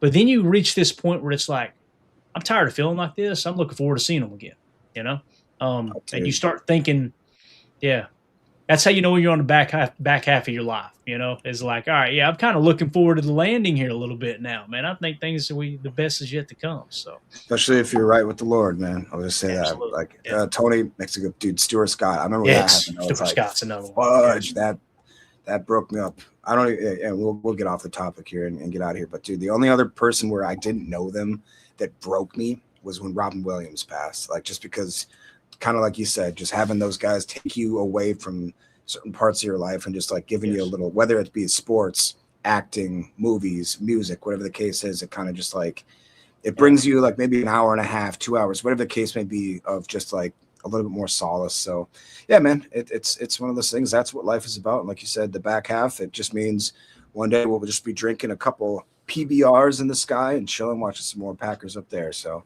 yeah, absolutely, man. It's and again, like you said, being right with the Lord doesn't mean being perfect. It just means you try to live like Christ, right? And that doesn't mean being perfect. That's not the aspect you should strive for. It's, he gave one simple commandment, and we'll get churchy. It's Sunday. I don't care. It might take some people off. I don't care. But it's, he gave basically one thing he told us to do was love each other like I've loved you, right? And what that comes down to is grace, man. Stop trying to pick everybody apart. Stop trying to expect everybody to be perfect. And it's just, man, it's that gift of grace. It's hard not to get emotional about it, because when you get to the point where you understand it and you realize I don't have to be perfect and I shouldn't care what other people think. I should just try to be a lot in this crazy little world. Life gets a little bit easier. And that's when you get real peace. It's like, hey, if it ends tomorrow, I've told Mandy that 1,000 times. If it ends tomorrow, I got to meet and hang out with the love of my life for over 25 years. And I had the best big brother on the face of the earth. And I had the best mom and the best family. And we had a rough upbringing. We had valleys and whatnot. But you look back and go, yeah, this is, man, what else can you ask for? What's his name? Is it Jimmy V? The guy who, I think he passed away of cancer too. The guy that started the foundation, the Jimmy V Foundation. He made a comment one time, and I know I'm going to butcher it, but he's talking about in the course of a day, if you laugh once and you cry once, and I think you help whatever, that's a heck of a day. Like, yeah, just like you said right here, Brian, it says be a good human. I know some people who are not Christian. And they'll tell you they're not, and they're better humans than some of the Christians I know. And it's like, yeah, I think they might be surprised when they get to the other side, like, oh, dang, I made it. You know what I mean? Yeah, you were good to people. So, again, it's not to judge anybody, but just, yeah. We used to say it all the time. Mandy got on me the other day. She's like, why don't you say that anymore? You just say that every time. Let's go out and be the change you want to see in the world. That's the answer to the question. Like, just, go. If there's something you don't like about the world, go be that. Go rather than go, well, I don't like that. I don't like that. That's stupid. Go, all right, when I go out, everybody's in a bad mood today. You ever felt like that, Jake? Everybody you pass are like, boy, everybody's just pissed off. Like, I just want to go home. Yeah. Well, how many times did you smile at somebody? How many times did you open a door? How many times did you ask somebody how they're doing? You'd be surprised at how many people stop and actually talk to you. Yeah, Valvano. There you go. Bates got it in there. So Jimmy V. Yeah. But all right, that's enough church for the day. All right, we're gonna get this edited out. Appreciate everybody hanging out with us. And listen, I want to be very clear. If you're not a Christian and you heard everything I said, please understand you're more welcome than everyone who is a Christian in here.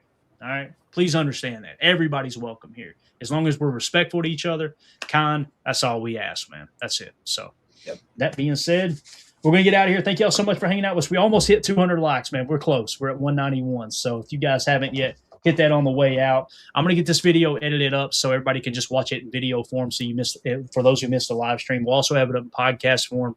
And if news breaks, we may go live again later today, but that should do it. Jake, appreciate you jumping on, man. This was fun. Yeah. Thank you guys. We'll see you soon. All right. Everybody have a great day. My name's Clayton. That's Jacob. This is PTA. Go Pack, go. Here we go. We're out. Bye, guys.